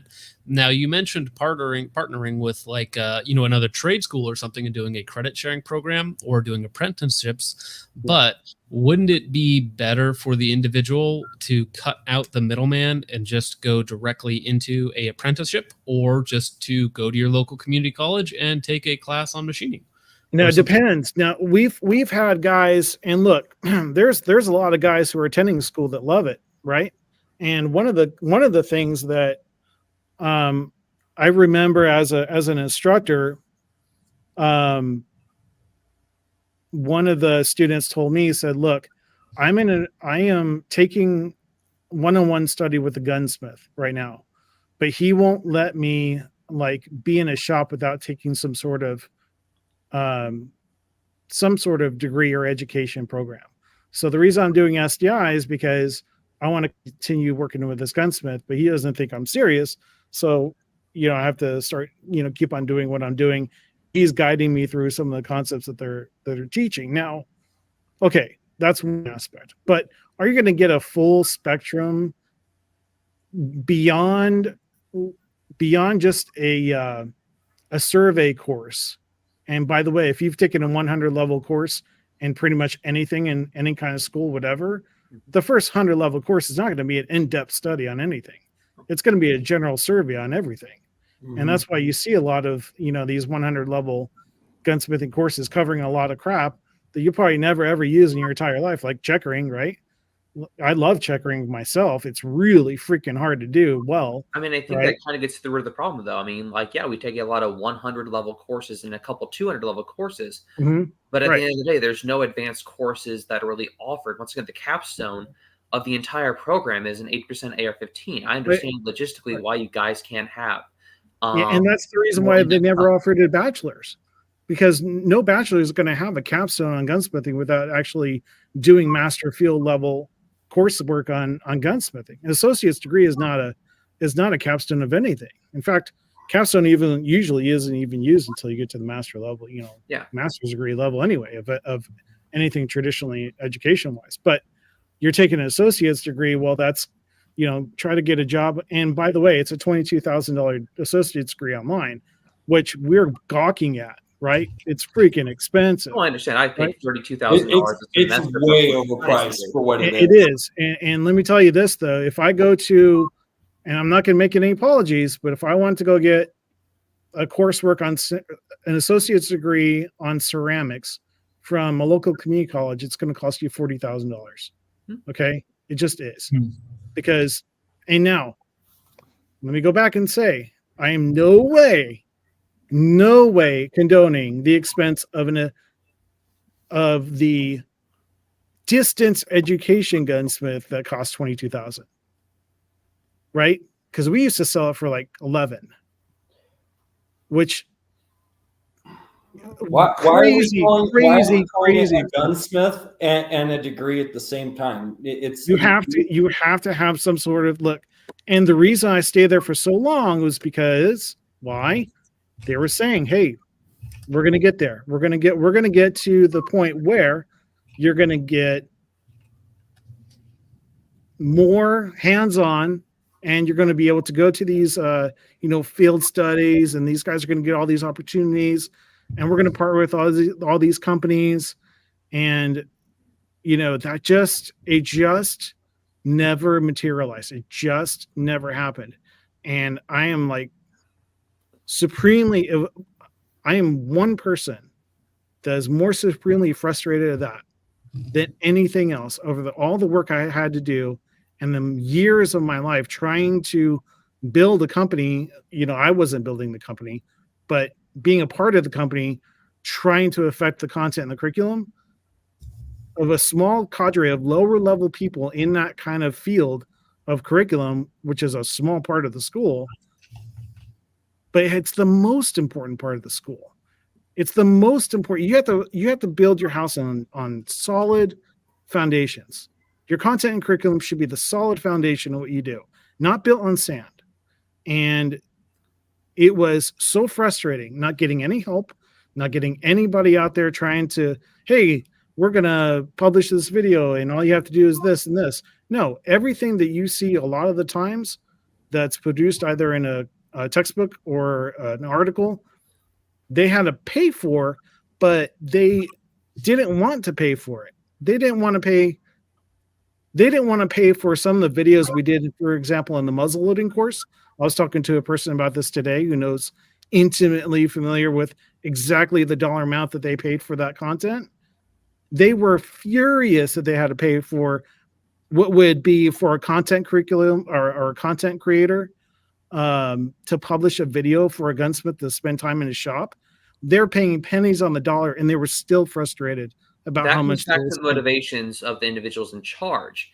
There Exactly. is a way that you can make this work. I think the way they make this is a program that actually has some value. One, you do not allow any content creator to say the word gunsmith in anywhere related to your ad, period. Two, drop the associates. I understand that it will never happen because the associates being there is what allows SDI to get money from GI Bills and FAFSA. I understand they're never going to get rid of it, but if you want to make this program that actually has value to the end user, get rid of the associates, have it be and that way you can also more easily partner with trade associations, get an FFL so you can have a more in-depth course. I think a lot of the issues come down to they want to be a college because it increases the number of people who can attend their schools, and they also don't want to pay what it's actually going to take to make content that's actually valuable. You're paying endless numbers of content creators to make an ad. I don't know how much it's going to take to make a handful of courses, because once again, it's not a particularly long course. You make one video per week on a 8-week class. At the most expensive, how much is that video going to cost? $20,000, $30,000? Look, here's the thing you have to understand. And I truly believe this from the person that worked there for almost 7 years of my life. SDI is a marketing company, not a gunsmithing school. Okay.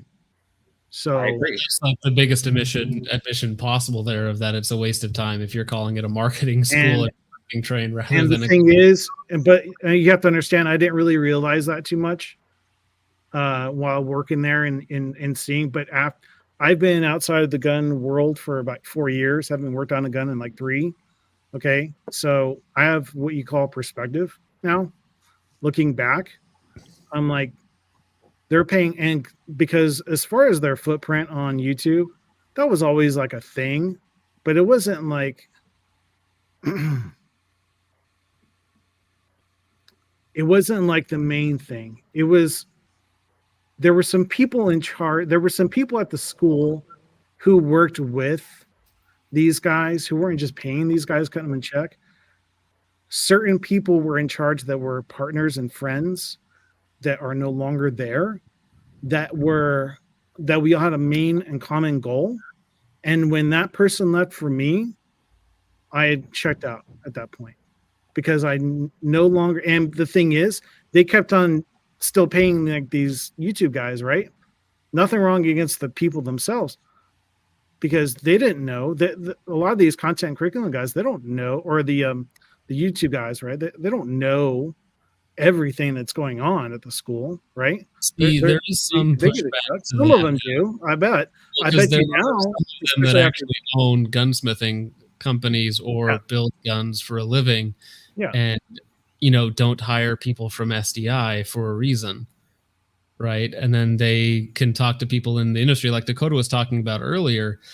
Some of these people, they'll take money from SDI to do an ad, but then at these industry events, they'll laugh about how much of a joke SDI is, which is like directly lying to their consumer base, their viewer base that actually trusts them, which I think is a huge issue, right? Look, and then guys like me get phone calls from the guys who spent $20,000+ at SDI, and they're like, Dakota, help, I'm dealing with the ATF. I don't know what paperwork to file. I don't know what taxes they're asking for. Yeah. I don't know how to do resale. I didn't learn this. They said I'd be ready to hit the industry. You're not. They did you a complete disservice. Yeah, and robbed you. Dakota, I'm there with you. When I started my own shop, I worked for the school, and I was in the curriculum, and I was an instructor, and I was trying to open up my own shop and learn about insurance, and that was like, obviously no insurance is going to touch you if you're a gunsmith, except for like maybe 1 or 2 companies out there. You have to know those things. And fortunately for me, I had a lot of guys who were already in the industry mentoring me, but I got to a point where I'm thinking to myself, if I'm just an SDI grad out there by myself trying to, hey, I have 2-acre property and I want to shop on my property and I want to do this. Hey, what are the legalities of how to get from point A to point Z? You're lost, man. And SDI does a little bit, but it is just not enough.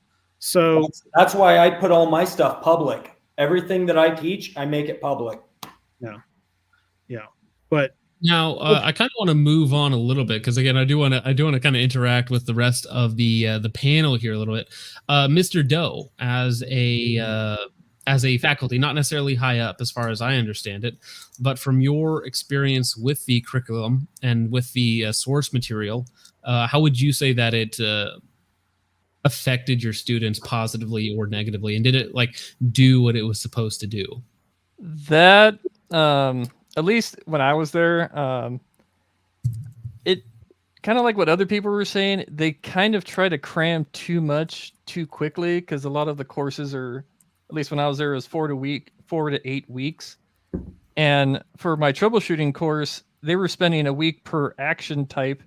And to me, a lot of them outside of the basic ones like bolt and pump action, stuff like that, sure, you could probably get away with less than a week, but like once it got to like anything semi-automatic like ARs or AKs or what have you, to me, those should have been almost classes on themselves, just because you can't teach someone how to troubleshoot an AR or an AK or anything really semi-auto in a week, because there's so many different parts that can go wrong, timing's off, whatever.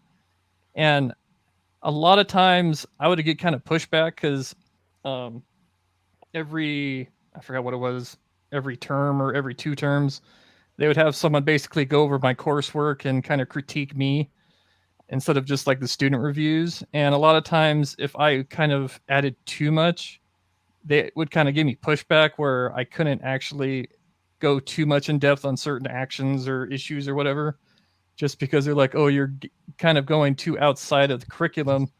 Please adhere to kind of like the book way of doing it. And I'm just like, but that's, if I adhere to the book and not input my knowledge, then the people in my classes aren't going to really learn what they need to be prepared for it. Because kind of like what others were saying, there's not a whole lot of 200 courses, at least when I was there. I think there was maybe 4 or 5 total. And a lot of them were like, I was just kind of like, I think at least the ones I was seeing, I think they were like 4-week courses. I was like, they should be more than that. Because kind of like what I was saying, you're not going to learn every issue with certain parts of the gun in a week or what have you. You need to kind of break it down and then go through it and then kind of do videos and stuff like that. There's 200 courses. I have my transcripts right here. So now talking about something that has been brought up earlier is the post-graduation job opportunities. And some of you guys, you've graduated, you've gone through it, and you get your like monthly checkup email, basically like, hey, have you heard about this? What sort of opportunities are they offering post-graduation? Are they offering like, hey, you should check out this apprenticeship, or hey, you should check out this gun store? Because to me, when I hear stuff like that, and I've read it in comments and other things, when I hear that, those are things you could just go to. Like you don't need the 2 years. They're taking already free information and pretending that they did the footwork and they're trying to push it out. They're using other people's work, which is what they did through their entire curriculum, which I think you guys probably all seen by now. They literally plagiarized. And to test the theory, I wrote down the 4 firearm safety rules in a essay to test the theory of, are they going to ding me for plagiarism if I don't cite their book? And the teacher ended up dinging me and flagged me for plagiarism. I'm like, but you plagiarized. And he's like, yeah. So he's like, I'm literally supposed to grade you based on what the computer tells me. He's like, I'll also ding you if you go the original source too. If you cite Jeff Cooper instead of their book, you'll also get dinged. Correct. Right. And you actually cite the source, not like I learned this from SDI textbook number 41, Exactly. Well, to kind of add to that, I would actually get kind of yelled at because like what they were saying, there's a, I don't know if you call it a feature or whatever you want to call it, where it kind of auto grades and then you kind of just add to it or what have you. And a lot of times, like what Dakota was saying, it would say it was plagiarized or something like that. But I would kind of have to interject and either give someone more points, or if it was just blatantly like you could tell it was like ChatGPT or something, then I'd be like, okay, I can see why. But a lot of times I'm just like, but this is right. But then I'm getting pushback on my review, so then I'm just like, this is stupid. So I'll ask the same question to John Doe over here. So let me ask you this: do you have higher education anywhere else? Yeah, I have a bachelor's in IT. Okay, bachelor's in IT. I'm getting a bachelor's right now in mechanical engineering. So let's go ahead and just call the horse for what it is. If at any time that you are writing a paper for any level of education, whether that's high school all the way up into graduate school, if at any time you state something to be a fact and you are teaching somebody else, are you required to have a source to prove your point? Usually. Usually. But according to SDI, that is not the case when it comes to educating people on firearms. They teach it in such a way that within their course curriculum, I found several situations where it would actually make a firearm dangerous and more likely to cause immediate harm and or death to the intended student who presumably knows nothing. So you're telling me that you're supposed to be teaching gunsmiths, but yet you can't even properly cite how to unload a firearm. When there are plenty of entities out there, the NRA, the USCCA, all sorts of organizations, Jeff Cooper, there's a multitude of resources that are available. And these people couldn't bother to take the time to do basic research and development. And I know for a fact, and I'm not going to name drop, there's a gentleman who works for a competitive school within the industry that I know for a fact was around at the originality or the original time of when SDI was doing their course curriculum. And he made it something beautiful, what I fell in love with, the original idea of SDI. But the problem is people have mistaken the fact that they're now using the term gunsmith so loosely that they're not actually looking at what the degree should be entailing. If you want a degree, then make it a degree in firearms technology, solely focused in the science and history of firearms technology. If you want to go into gunsmithing, make it a gunsmithing certificate. But at the foundation, there must be checks and balances within the industry today by people who do this every single day. Every day. Not just the people behind the counter, but the people who own the shops, the people who run the manufacturing facilities, the people who hydro dip firearms, the ATF agents. We need to bring it all together in a conclusive roundtable and figure out what is an armor, what is a gunsmith, what is an advanced gunsmith, what is a weapons specialist. Because there's people that you can go train with for a week, learn how to build $5,000+ 1911s that are as good as what Nighthawk produces, and then you leave with a certificate. Well, does that certificate mean that you're a better gunsmith than the people who graduate from the Colorado School of Trades?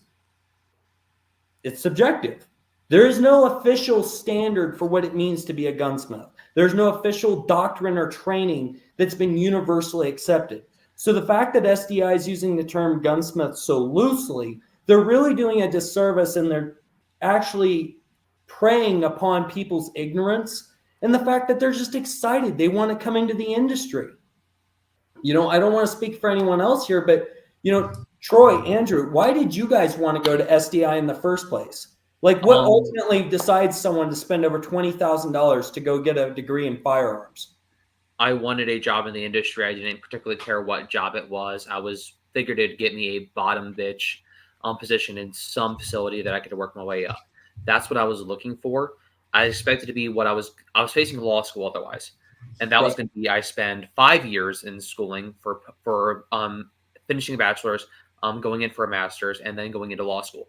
That's about 7 years of schooling, and then you're a bottom bitch learning how law actually works, even though you just spent untold thousands of dollars on it. That's what the bar I expect them to meet. The issue, if the course materials were in any way not as horrible as they are, I wouldn't be as harsh on it. The issue is, I got to bring this up. It's one of the biggest bugaboos. You get your labs in a paper format. The rest of the course books they are sent in a PDF. If you do not download that PDF, you lose access to it at the end of that course being completed. I'm spending money on this course, and you can't pay the $7 it's going to take to print it out. I mean, it's cost cutting and cutting corners at every single area. I know they're going to say that, and as Gary pointed out, I might have gone a little too hard on Gary. I don't know. But no, the chat doesn't think you went hard enough. Believe me. I don't even see the chat, so I don't even know what's going on. Yeah, they're complaining about spending money on materials for classwork, and I'm like, I don't know how much an SDI ad costs. Once again, I technically have a YouTube channel. I haven't uploaded anything on it, and I don't really intend to for a while. But I have to imagine it's between $5,000 and $20,000, and I have to imagine that for one course, it would cost them no more than $50,000 to an entire in-depth curriculum, like an actual step-by-step basis. The issue you're going to run into is they don't want to spend the money. Why? Because it's easy money. Once again, you pay grant them $15,000. I know he doesn't take money from that anymore. And then you're going to get 1 to 2 people out of just 1 to 2 people. That's a, what, 0.01% success rate on a 2 million view video. Oh my gosh. It's a license to print money. And it's kind of despicable when you think about, like, what are the motivations of the people behind it? Well, I think that's something that Gary did mention, is that there is no incentive to change. Because like Dakota's saying, it's not a real gunsmithing school to begin with. It's an online accreditation system that gives you a piece of paper that's kind of worthless, right? And it costs $22,000 to graduate. Like, why wouldn't they take $22,000 from you if you have a GI Bill, farm your GI Bill from you, and you don't even feel like you lost anything because it wasn't even your money to begin with, right? Or like in your case, Andrew, you have scholarships. And so, yeah, they would much rather pay some YouTuber to make it look good on camera. Rather, they don't even have their own in-house team for videos. Like, and they're spending, you know, however many, I think about how many YouTubers they spend on per week to push their stuff. And I don't know what the ad reads are specifically, but we can all theorize that it's thousands of dollars. Like, listen, you can rent a videographer for way cheaper and just, you know, go to your local armor, a local person who knows what they're talking about, and put him on salary and have him actual film videos and actually have better material. I think a lot of these fixes are actually relatively easy as far as the actual course goes, because it's online. Like people have mentioned in the chat, Dakota, you've talked about, it's never going to be a gunsmithing class. Like, it's just not. It can't ever be that, but it can be much better than what it is. And so something else that we've talked about is the difference between marketing and reality, right? If marketing was like, hey, come here and get this accreditation, you know, and get this certificate and like learn some basics about firearms, I don't think people would really be upset about it. Now, the other sorry, go ahead. I wouldn't complain so long as that the information you're getting is accurate and well cited and presented. Yeah, well, the problem is everything is bad. Everything is bad, right? Because not only is it marketed incorrectly, not only is the material bad, but it's also insanely expensive, right? For what it is, $22K a year. I think when I went to a 4-year college, what did I spend? I only did 3 years. I completed it in 3 years. Less than that. I spent less than that at like an actual 4-year college for what they did. And this was only like 2018 when I graduated, so I haven't been out for that long. So the amount of money versus the quality versus what they say it is versus what it actually is, it's just all off. I actually have a question for John on the faculty side, because one of my biggest frustrations is the lack of accessibility of professors. Were you guys, there was technically office hours, if I remember correctly. Yeah. But it felt like no one ever was actually in office, quote unquote, during their office hours. If I remember right, it was supposed to be, I think, what was it, 3 or 4 hours a day. You had to check in and make at least, I think, one post to someone's discussion and some other kind of rudimentary things like that. And kind of like what you're saying, a lot of times I would get students like emailing me, or I forgot what the DMs were called on the Canvas thing, but they'd be like, you're the only one that responds within like 5 or 10 minutes. Usually it's days or weeks or something, and after half the time assignments, the module's already gone. graded. Yeah, right. And that's the weird thing. It's just like, if you have office hours, and a lot of times you could just get the even the emails directly in like the not Canvas, is it Canvas? I can't remember, but like the direct emails in the actual school app thing, you can get it forwarded to your personal email, so you can respond to it on your work computer or phone or whatever. And that's where it's just like, I don't understand how that's difficult, because like I work remote, so I can respond anytime. But even if you're at an office, you could still pull your phone out and just be like, because a lot of times they're just like, oh, I have an issue, I'm sick or something, I need another day. And you're just like, yeah, cool. Just let me know when you have the assignment done or whatever. Or you could actually schedule time to like do a phone call or something. But a lot of times it's the questions aren't super in depth, so I didn't ever understand why that was an issue. Because usually it's just kind of like a sentence almost you just need to tell someone. Well, that kind of goes back to something else, because we were talking about earlier how their standards for hiring people are like pretty darn lax, right? So it's like, can you answer a simple question and then fill out some paperwork, basically? You know, it's like, ta-da, you're hired. And so, you know, these people might take on more classes than they can appropriately handle and then just kind of shirk some of the responsibility off. Troy, I did want to ask you something actually a little bit earlier, because you've been very patient just sitting there quietly. No, you're good. Because when it comes to job opportunities post SDI, you guys were talking about how they kind of send you an email like every month or 2 months. What is the best thing that they've ever sent in one of those emails, if there's anything that jumps out at you? So I'll be honest, I don't pay a lot of the attention to the emails, just due to the fact that I'm already in a, I guess you can call it a secured job in the firearms industry already.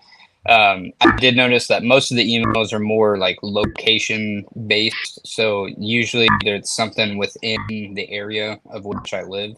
And it's usually something within, you know, like a gun store is looking for a gunsmithing apprentice, or, you know, some firearm shop is looking for, you know, some kind of entry level stuff. And in the emails, they do say that, you know, because of being an SDI grad, they'll like, I guess, help you in the sense of getting your foot in the door with those companies. I can't speak on how true those are, because like I said, I've never followed it up on those emails. But from what I understand, they're usually location based. So I live in a pretty big city in Texas, so there's quite a few opportunities. But for somebody who lives in a rural area, they're probably not going to receive a lot of the, you know, emails that I would in that sense. So. Sorry about that. I was smiling a little bit just because the mic is like doing something funny every like fourth or fifth word. It like drops like a whole octave and then does like just a little beep. So you're fine. Really? I could totally understand what you were saying, which is all good. But it was just the chat was noticing it as well, and somebody said that it's the Halo 3 terminals. Yeah, exactly. Sorry, it's my AirPods are doing some weird stuff. That's why I had to cut out earlier. I don't know what's going on with it, but. Yeah, it's like literally every third or fourth word, it just drops like an octave for like just a quarter second. So it sounds like it's me hitting post-puberty. You know, I'm just dropping my voice. I remember that being a crack and higher, not a drop. But hey, you don't know what his squeaks identify as. True. Sure. We do actually have a few supers to get to, and I think that there are a couple questions in here, so let me go ahead and get to these while I have you, gentlemen. Special Jester for $5. Thank you very much, sir. Nearly 2 hours ago. Sorry for the delay. But he says, why not report SDI to the VA OIG for fraud? And then he gives the link. I have. You have? Really? Okay. So this is a question. I actually went ahead and I filed a report with the FBI. I filed with the Federal Trade Commission. I filed with the Department of Education at the national level, Department of Ed at the Arizona state level. And then I also went ahead and contacted the Americans with Disabilities Act to see if they could work in conjunction with the VA. I also reported it over to the VA's system for, what's it called? OIG. So you reported it everywhere, basically. Yeah, dude, I blew it up like a wildfire, because in my opinion, there's not one student I would allow into my shop and just have free reign on my tools or my machines. I mean, my Ghost Gunner alone is over $5,000 with all the jigs and all the extra stuff I have into it. That if that machine's down, I'm losing money. Every day I'm doing trigger jobs. If a trigger goes down because someone doesn't know what they're doing, that's costing me $40, $50 a piece. So if these people don't know what they're doing coming into the shop and they want to wave around a title called gunsmith, well, then we need to start having a conversation about what is the expectation as a community within the gun industry. Whether you're like Andrew, right? Andrew just wanted to go into the industry. He had no desire to be a gunsmith. Whereas Troy, did you want to be a gunsmith? So for me, it was I was dabbling because I had already been working in the gun industry. I started off as just a regular range safety officer, and I wanted to expand into different avenues. So it mainly took between gunsmithing and instructing. Lo and behold, as of today, I went more towards the instructing side, more so than the gunsmithing side. So there was a little bit of interest there, but as of right now, I've kind of come to terms with it's just not what I'm trying to pursue at this given time. So that's where I am. So again, they could have done themselves a better service. John Doe, feel free to chime in here, but they could have done themselves a much better service if they actually marketed themselves as, hey, if you want to go into the industry and you're looking for a management role, here's our degree path to go from an associate's to a bachelor's to be in leadership type roles. That's where you can start bringing in your college classes for marketing 101, psychology 101, business 101, and you're doing all those classes. But SDI took a bunch of cookie cutter curriculum, rammed it into a curriculum that they already had. And I have this as a written statement from SDI, 100% verified through and through via email. They admit and openly acknowledge that their gunsmithing program is exactly the same courses as the associate's degree. The associate's degree just has a bunch of core classes sprinkled on top to satisfy the need of the Department of Education. And they hide behind that so they don't have to produce more. And that in and of itself is a lie to the very students that they're supposed to be serving. That was one thing I had to kind of, I don't want to say, I guess, correct people when like I'd have students and they'd be like, oh, because on the final assignment, you'd basically say, what's your hopes and future aspects and all that kind of stuff. And a lot of them like, oh, I'm going to be a gunsmith. I'm like, you're going to have to take more machining courses and stuff like that.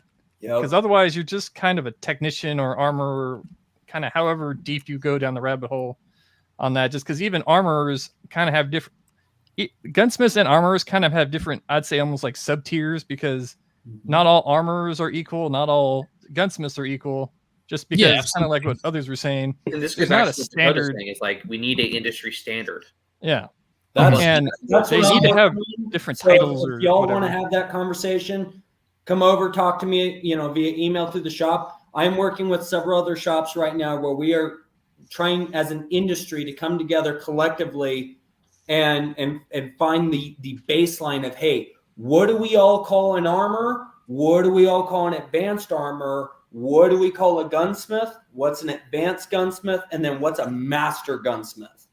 Because there are no official criteria to be called these things, but you'll have guys turning around and calling themselves master gunsmith. But then you drop a 45 Colt in front of them, and they're like, this isn't I've worked on one of those before. So we have to start calling it for what it is. And, to the folks in the comments, I'm not reading any of them, so feel free to laugh at me. But, we need to hear it from our customers. I tell everyone every day as a gunsmith, if you know your gun better than anyone else, if you feel like your trigger's doing something finicky, you feel like, something's rattling and just you don't know what it is, bring it in. But for the God's sakes, stop bringing me guns in bags. I'm sick and tired. I had a dude show up with 3 guns, completely disassembled, part for part, in one bag. Ooh, I was very pulling nice. up blueprints for days. Yikes. I had when I was still at the shop, there was a Chiappa Rhino that came in pieces. Oh, no. And I was still going through the class. We had I would say armorer is a more accurate term. And it took 3 individuals there. And once again, none of us are gunsmiths. We're like, dude, send it to Chiappa. This is not us. He's like, no, I want you to just do it here. And it took 3 individuals about 30 hours and at least 4 hours of parts diagrams, YouTube videos, and reading the Chiappa manual, which needs help to get that thing put back together. Because whenever people say revolvers are more simple, I know the Rhino is a special case, but like, pop open the side plate of your J-frame Smith & Wesson and tell me how simple that is. That's a Swiss watch. The reason Yes. I don't work on revolvers is because I know for a fact I'm liable to cause more harm than good. I'll send you down to the gunsmith down the road. He does great work. I'm not a gunsmith. Plain and simple. I work on AR-15s. I work on handguns. And I sell night vision. That's about it. That's something I was gonna say earlier. Is it's like, what does it mean if like Jimbo knows how to run a 1911 and knows how to work on a 1911, but doesn't know how to work on an AR-15? Is he a armorer in general because he doesn't know how to work on an AR-15 but can on a 1911? And then I would be the opposite of that. I don't know anything about 1911s, but I can work on an AR-15 all day. Well, and that's where we start going into the definition of a weapons specialist. There are guys who are gunsmiths who don't work on anything else but 1911s or revolvers or triggers for specific, firearm platforms. That is where I think that we need to have the understanding as an industry and being humble in the fact of saying, hey, look, I only work on Mosin Nagants, so I can't help you with your, 1919 Maxim machine gun or, whatever. It's okay. But for me, like one of the staple points of my business is even if I'm not going to do the work, I'm going to send you to somebody I know verifiably can take on the work and it can be done proper, because there are a lot of people that call themselves gunsmiths and butcher guns. I've gotten several guns to come into my shop with JB Weld, and it makes me about want to cry every time I have to tell someone, yeah, we got to cut it off. And they see the grinders coming out and they're like, oh my God. Oh, yeah. I had a one time, I didn't have the materials to do a pin and weld. Didn't realize I could actually epoxy it and have them meet the legal standard. So I went to a local shop to have them do a pin and weld job. It was just a Surefire Eliminator flash hider on a 14.5. Nothing special. Mm-hmm. I paid like $130 to have them pin and weld it. Comes back, they just torqued it down on a crush washer. Didn't even drill through the muzzle device to properly, like the bare minimum to even say you did a pin and weld job. Nothing happened. I was out money. I talked to them. They blamed the welder because apparently they outsourced the welding part of it. This is before I knew Focus Trip would do this for remarkably less money. So sorry, John. Should have sent it to you. It's all right. But we don't police our own. I know there's a current debacle with some people like if you don't support all 2A content creators, I don't want to talk to you. And that's a separate issue. But at the same time, just because you are a quote unquote content creator in the Second Amendment community does not mean you merit support, because sometimes what you're saying is just garbage. And just because you're a quote unquote gun store or gunsmith, and yes, that is a resource that a lot of people don't have access to. I live in rural Indiana. There's exactly 2 individuals who proclaim to be gunsmiths. One of them actually is. So I'm going to flip a coin. One of them is going to do a remarkable job. The other one's going to ruin my gun. Or thankfully, they didn't do it the wrong way. They just didn't do it. But I mean, I put a Magpul DT stock on the thing. I didn't, because I just got it back, popped it lower. And the day later, I'm like, wait a second. That's not right. Lower comes off the upper comes off the lower. Go down to my buddy who does have the stuff to do a pin and weld, which is what I should have done in the first place. Just didn't want to bug him. He pin and welded it. It was nothing.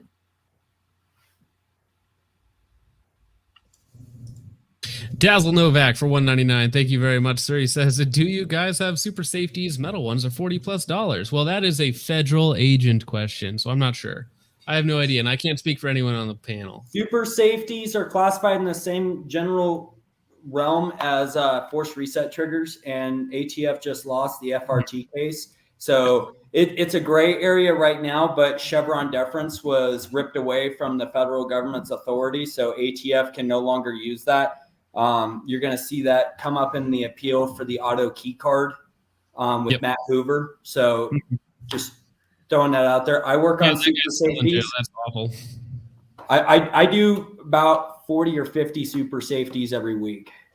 Okay, cool. Good to know. Yeah, because it's one of those things where like the FRTs, you're good now. But super safeties are like kind of a little bit in a gray area. So I would never recommend one way or the other, just for my own personal well-being, let's say. Guardian for $4.99. He says, I ended up doing SDI for a few months on my GI Bill. I already have a bachelor from a local college. SDI was way too much busy work. It was like an English course. It was crap, man. Like I had harder courses in high school. Mm-hmm. Yeah, I mean, the weekly discussions kind of gets a little annoying a lot of times because the weekly discussions is something where you're almost repeating yourself every single week. Yep. Because is that the one where you have to like respond to 2 other classmates? Yeah, I think and you're like, wow, I one never post thought by of that. Wednesdays or something, and then you have to have 2 replies by Sunday or something. Yeah, and you have to word it a specific way and this and that, and it's like I'm basically replying to people saying the exact same thing I'm saying, and it's like, oh yeah, I've never thought of that before, and it's like this is just dumb. It's wasting my time. And then I would have to actually reply to the same things, and I'm like, how am I supposed to individualize this when everyone's copying each other, and they're not plagiarizing because it's the book freaking definition? So it's like, okay, we're all kind of like. Weird. So bored of those discussions that I just started making the most idiotic statements possible just to see what would happen. And the funny thing is, it's pass fail, so you could almost put anything, and it's like as long as you meet the word requirements, I can't ding you for it because it's a discussion. Yeah. So, Doe, it's like you're one step above a student in as much as you're just like kind of trying to explain what the book does, I guess. It's like you're almost trapped in the same cage. Does that make sense? Guardian 6 for $5. Thank you, sir. Dakota Wright, why did you go to SDI, and what was your experience prior to attending? Oh, well, I mean, we've kind of already gone over this, but long story short, I served in the military. I've always been fascinated with guns. I've worked around guns most of my life, even as a kid, obviously with adult supervision. My dad taught me a lot about guns. My dad used to do fast draw before it got really, really stupid. And he was fast.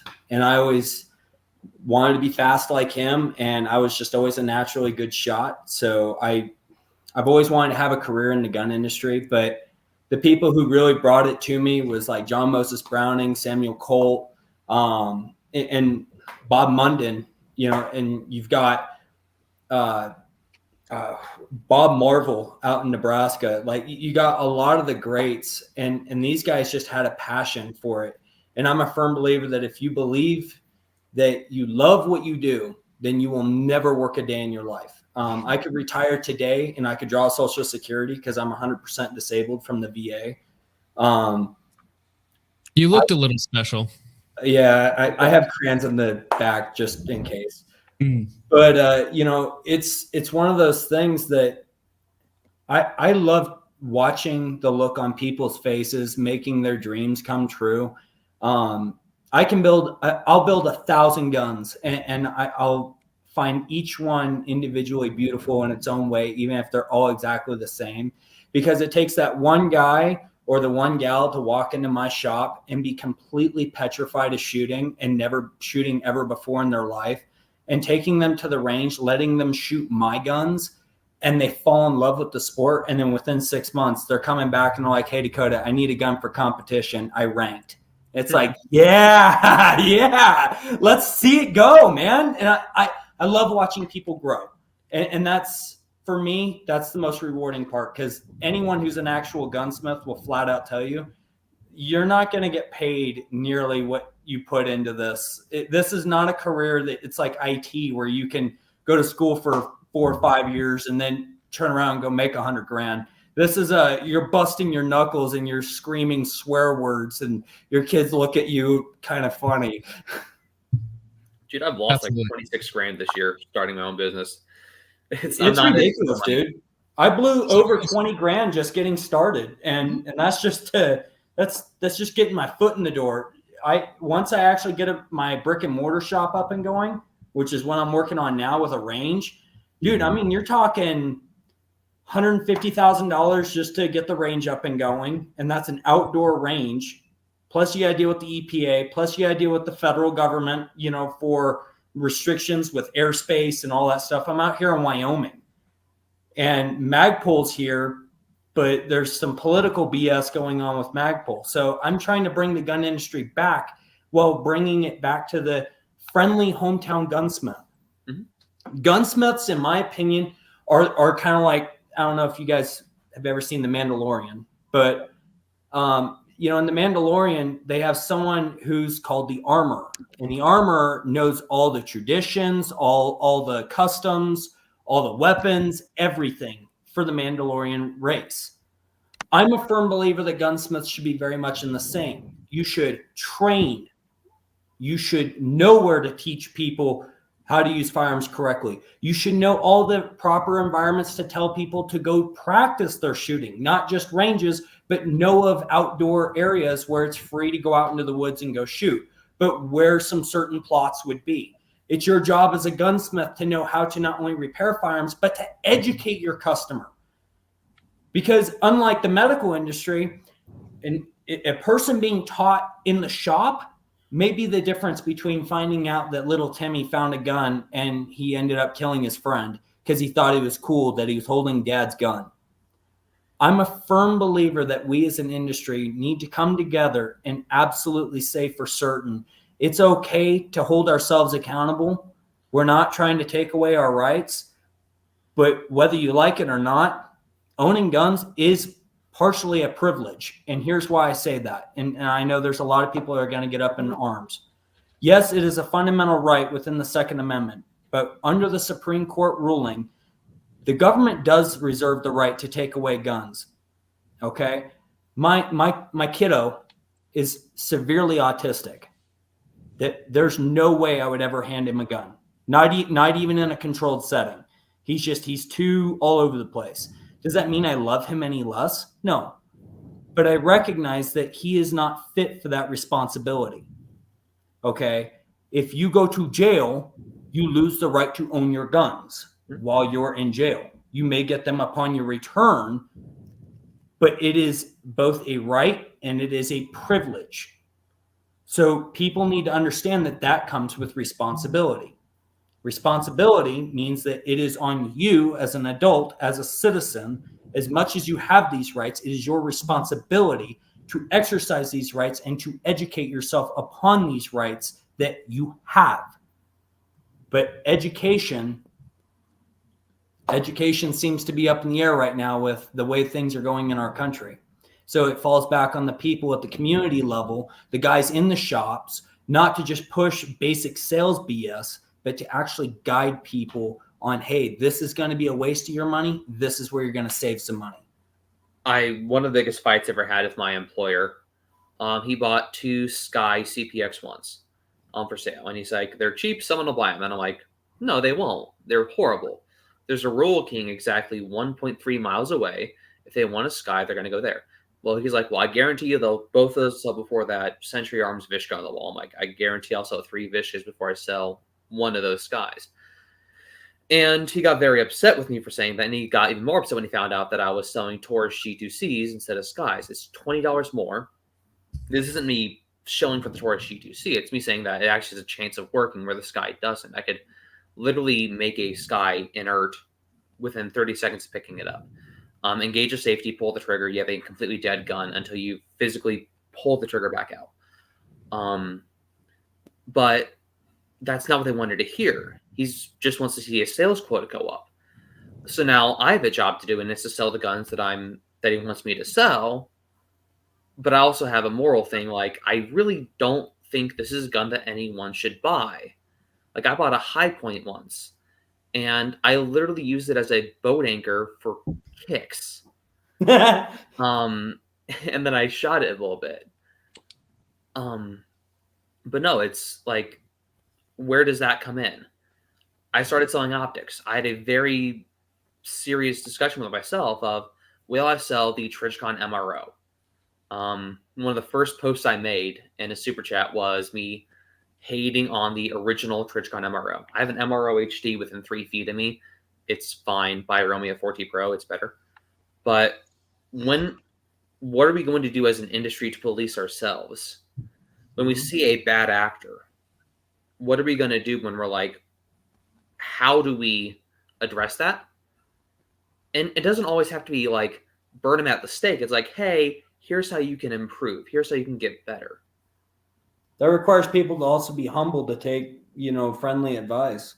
There are a lot of people in this industry who are very stubborn and set in their ways, and they don't want to hear what other people have to say.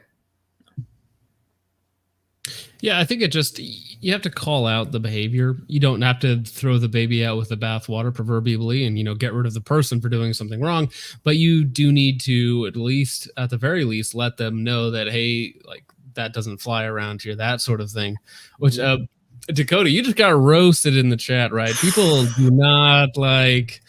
Yeah, talking about the 2A being a privilege, because as people pointed out, it can't be a privilege and a right at the same time. So, I mean, I think there's a little bit of pushback deserving. I would agree where you're coming from on some of the stuff with, like, maybe certain people, like, as you said, with your kid or things like that. But sure, yeah, it's a right. But if you know that someone's not going to do the right thing if they're given something, if you perfect example. If you know that your buddy's just skunk drunk, are you just going to hand him the keys to the car and be like, all right, bro, I'll see you tomorrow? Well, see, but that's different. That's not saying that he doesn't, and that's driving, not firearms, obviously, but that's me giving him my keys. Like, so let's say if somebody comes into my gun store and says, hey, I'm about to go murder this homie, I have a right to refuse that sale. Yes, you do. And he still has a right to firearms, right? Sure. Until he does something demonstrably that we can actually imprison him for, he does still have a right to firearms. So it's not a privilege to own firearms. It's a privilege for him to buy something from me, which is very different than saying that he doesn't have access to the Second Amendment. But I mean, we don't have to beat that to death unless you want to. I will say, I think I completely agree with you, man. Let's bring this back around. We're dunking on SDI right now. I'm not getting into a fight with Dakota about what a right actually means. Well, anyways, there's a few super chats. Like I tried to get through these like 30 minutes ago. Here, let's try. Okay. Latest hour for $2. Do they teach the Uzi 9mm? I don't know. I doubt that. I doubt that very much. That would be cool though if they actually taught you how to do stuff like that.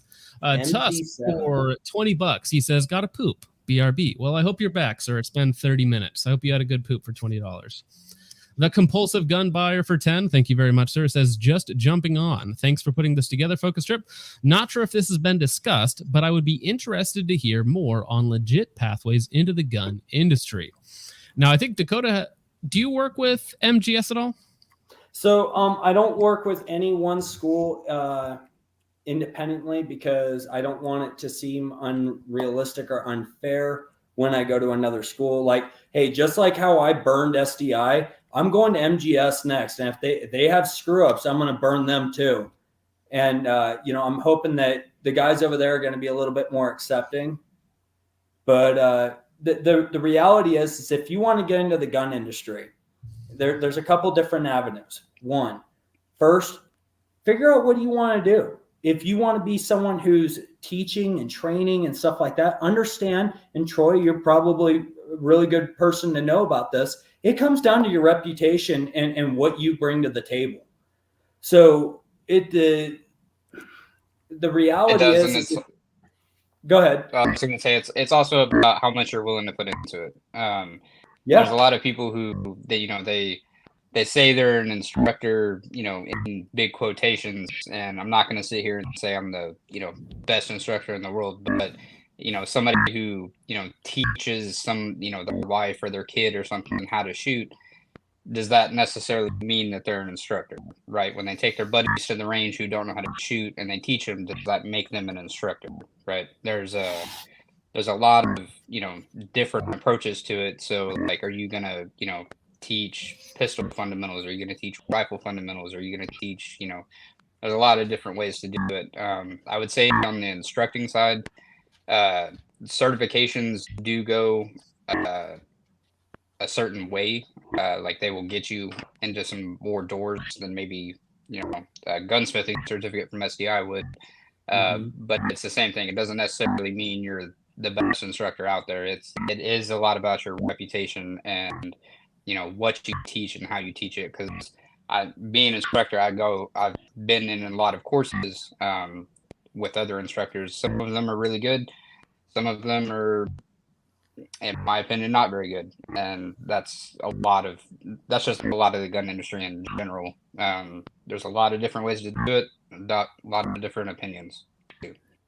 And on the back end of the instructor thing, some of like the certifications, USCCA instructor certification and NRA, are kind of important for getting insurance to cover the program. Yeah, so I can actually speak on that. So insurance for, what was it, $500,000 to like $1 million a year is like $300 a year. The NRA's partnered with somebody. You send them over your instructor credentials, all that kind of stuff. I would definitely say that if I had to compare SDI to an entity within the gun world, I would say it'd be the NRA. It's full of liars, and they have a monopoly on the education field. So a lot of the states hang in there until something better comes along. But because it is so hard to get educational doctrine accepted within the world of firearms on the legislative side and getting it recognized, I think the NRA absolutely has a foothold. But as an NRA instructor and chief range safety officer, I'll tell you, there's the right way, there's the wrong way, and then there's the NRA way. Which is a unique combination of the wrong way and what are you doing? It's outdated by about 40 years. Yeah. And I think the USCCA is a great alternative, but I think that both are charging astronomical prices in the realm of training. Like $500 for a basic class is just asinine to me. Red Right Hand, he came in and he said to this question, I got my start by simply asking if I could come learn and get a starter job. Frank DeSoma, POF USA, himself gave me that amazing opportunity, and I wouldn't be who I am today without his grace and help. Yeah, a lot of it just happens to, like with Andrew, if you can just go talk to people, if you can, if you have a little bit of sales experience, maybe that helps, good interviews, that sort of thing, you can impress people and get your foot in the door. Yeah, without a piece of paper, that you spent $22,000 on, that doesn't really do much for you. The range I went to, they used to run leagues weekly, and they stopped doing them because no one could actually put in the time to actually put them together. And I'm like, hey, I used to organize fundraisers. If you want someone to do leagues, I would love to just get my foot in the door. I got paid, I want to say like $12.50 an hour, which is nothing. There you go. Yeah. But experience was great, and I don't regret that for a second. Mm-hmm. Yeah, I mean, when I was 16, I was cutting boxes for like $8.50 an hour, which was Washington's minimum wage at the time. I made more installing box at the age of 14 than I did in that job. Yeah. Stormin Norman the Mormon. That's a great sentence right there for $5. Thank you very much, sir. He says, every criticism of SDI could be applied to college in general. College in the internet age is fake and gay. Now, John, do you actually have anything to say on the differences between necessarily SDI and maybe some of the other places that you've worked at if you've done more internet colleges? I haven't done more internet colleges, but I have kind of gone to both in-person college and online just because I was trying to get into IT security, and most in-person places don't have that. And it kind of like what other people are saying, college in general is what you put in is what you get out of it. So if you half-a your way through everything, you're not going to know anything or learn anything. But if you pay attention and kind of do your own learning, then you're going to come out a lot more advanced than someone that just kind of showed up, put in minimum effort kind of thing. Absolutely. Yeah, so I have a degree in economics, and I went to a business school that taught business, right? And the worst economic decision that I ever made was to get an economics degree, because I ended up really never using it past like the first year out of college.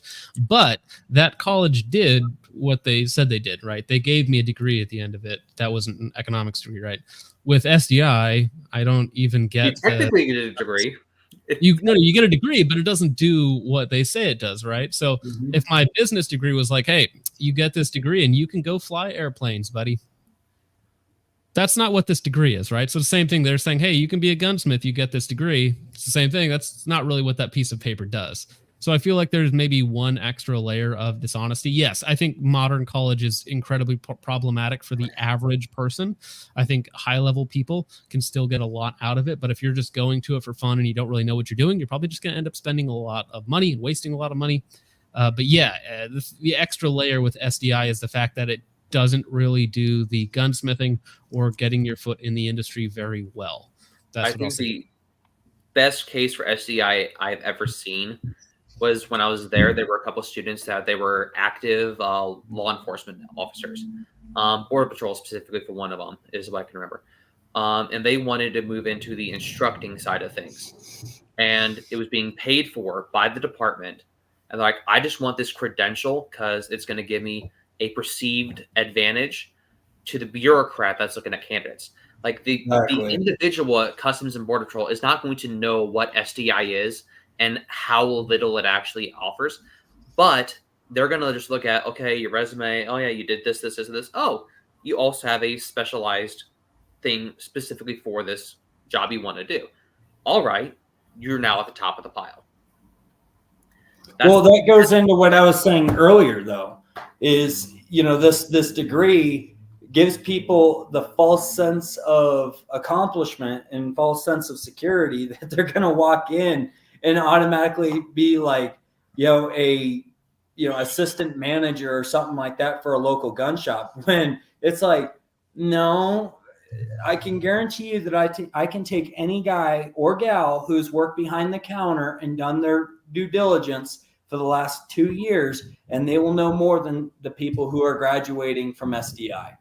And most gun shops aren't big enough to have an assistant manager either. Mm-hmm. A lot of, specifically in my area, maybe in some larger area cities is a little different, but most of the gun shops that actually stay around more than 6 months in Indiana are either chains. So you have like Point Blank, Shoot Point Blank, which is a major range chain. You have Midwest shooting range. And then you have mom and pop shops where it's literally just family members who don't have to get a guaranteed source of income, and they're personally invested in the school, in the shop. That's really the way it works. It's an owner-operator situation. There's not gun source with large amounts of bureaucracy. That's the one I worked for. They typically don't work very well because they're owned by people who don't know what they're doing. Absolutely. Travis White for $4.99. I'd love to hear if John knows anything about the drone program at SDI and what he thinks of that part of the SDI curriculum. I can't even say that word. I've tried to say it like 9 different times today, and it just never came out right. So I do fly drones. Well, I shouldn't say that I fly drones. I crash drones, to be more accurate. That is what I do with them. But I've never taken classes or anything else like that, so I can't really speak to it. I think Desktop is actually a drone flyer, not a drone crasher like I am. So I think went that hard at their drone program today. Yeah. Because I watched his video this morning, and he was basically like, some of the information, it doesn't matter because it's 16 weeks long. And if you're trying to learn stuff about, Ukraine or like real modern usage of drones, by the time you finish the course, it could already be outdated. And again, remember, you're spending a lot of money on this, and most of this information is publicly available online. So drones are interesting. I think there is obviously really good drone programs out there, but it's just a really difficult thing to get right. If SDI already isn't getting the rest of their stuff right, it's hard for me to believe that the drone aspect is particularly fantastic. Nick had a question for you, Andrew, actually. He says, elaborate on the epoxy meeting the legal standard for pin and weld. I thought it had to be either MIG weld or silver solder or something. Nope. An epoxy through the is enough to meet the standard, but pin and weld, Daniel Defense pin and welds are actually just epoxied. So walk me through the process of that, because I go through, I pin and weld, like I do the actual weld, which is way more annoying than using epoxy. So what have I been doing for the last 2 years? You haven't been doing it wrong. I mean, you've been doing it the way that people have been doing it. It's just a different way that meets the legal standard. I don't know if there are any ATF agents in the chat. Yes, probably not. But Hide it the dogs. does meet the legal standard. I don't know if it's recommended, but Yeah, that's the thing. I would hate to ship somebody a pin and weld like that I've done for them, right, and use epoxy and then get them in trouble down the line. Like, ugh. Daniel Defense has been doing it for about 6 years, so Daniel They Defense also have a couple millions. $1 million in attorneys that they can back it up with. Yeah. Attorneys, lobbying, and government contracts. Yeah. So the big three. So the ATF says that permanent methods include gas or electric welding, silver soldering, or blind pinning with the pinhead welded over. It doesn't say anything about epoxy. Doesn't say anything about not using epoxy. I wonder if Daniel Defense has just kind of been getting away with it, and they talked to like one ATF agent who said it was fine, so they've just done it for the last like however long. That's interesting. Get it in writing. Yeah, exactly. Get it in writing from a field agent. Because look at what happened with SB Tactical. Yeah. Mm-hmm. Tusk the Third says for $4.99, thank you, sir. Says Dakota, what guns do you not work on? I'll be honest, there isn't one that's come across my bench yet that I haven't worked on. I mean, I got to work on saws. I've gotten to work on vehicle mounted weapons. I've gotten to work with chain guns. I've gotten to work with explosives. Not here in my shop. I don't have the proper licensing, but underneath friends and colleagues within the industry. And then when I was in the military and after in the private sector, I just see it as it's just awesome. I love being around people who know different guns more than I do. Because to me, it's like I just get to go hang out with buddies and we get to talk about guns all day. So if my buddy knows more than me, then that's okay. That means I can learn from him just as he would learn from me. So I'm cool about it. I don't believe in turning away guns unless it looks like two 2x4s and a pipe. Right. I don't want to mess with those ones. I'm ready to go off. Rochanel Vaughn for $9.99. Thank you very much, sir. He says, while I understand Doe wanted to fix the company, I see two issues. One, you're 4 years removed and couldn't really speak to what's going on today. Two, this isn't a $200 course. It's a $22,000 course. Also, USCCA is trash. I think you're mistaking Doe for the Gary guy. Not. I was like, I didn't. He's blaming you. You didn't do it. I didn't do it. There is actually one more on the Rumble side, actually, over here for $5. Bucket of Pancakes says that he had a shotgun in his mouth during every discussion post. I hope that makes you feel better, John. That's expected. All right. Does anyone have anything else specifically they want to talk about SDI before we shut it down? I actually would love to go into the fact that they're accredited by the DEAC, but the DEAC, they won't advertise, they won't announce who their subject matter experts were, because there's no way you will ever convince me that people who are reputable from the gun industry have actually gone through that course material and not found half the things that I've found. Like they quoted, what was that? Spartan Oil. I want to make sure that I'm reading this correctly, so that way I'm not, getting blasted. Oh, I love the oil one. The oil one is fantastic. I did see that one. Yeah, so they said some individuals have noticed that bullet velocity has continued to increase with continued use. Cite your mother effing source. Show me the data. This is supposedly a degree in science, mind you. This is a science degree that we're supposedly getting. So I would love for someone to show me some quantifiable data to back that up, because I got plenty of guns and I got plenty of ammo, and I am happy to run a brand new gun with their oil, and I will chrono each and every round just to prove that that's a lie. I don't use their oil. I do use their. Sorry. Yeah, you're good. I use their carbon buster for cleaning out suppressors, and it works pretty well for that. But other than that, I don't use their products. Nathaniel Frisk had a question for everybody. Question for speakers. What does an SDI accountability suit look like? Talking about a legal case? I mean, you've actually filed complaints, Dakota. So what are your thoughts on that? I think that if people are serious, I would absolutely recommend that there be a class action lawsuit being brought against the school. If you're a former student of any kind, whether that be certificate or that be the degree. I think that absolutely people should be starting a class action lawsuit against the school because they are deliberately targeting people who don't know the questions to ask, and it's already too late upon them graduating. These degrees are not preparing people to go into the industry. The industry itself has acknowledged the fact that no one respects the school for what it is. So realistically, if a drug company did what SDI is doing, they would get sued into the ground. But why aren't we holding the very people from our industry accountable? Why? Because they're just within the 2A community. That makes them inevitable or immune from being held accountable. This isn't like how Congress called up Ruger and Daniel Defense. This isn't like that. This is people are deliberately getting taken advantage of. Veterans are being targeted by a school for the sheer fact that we as veterans like firearms.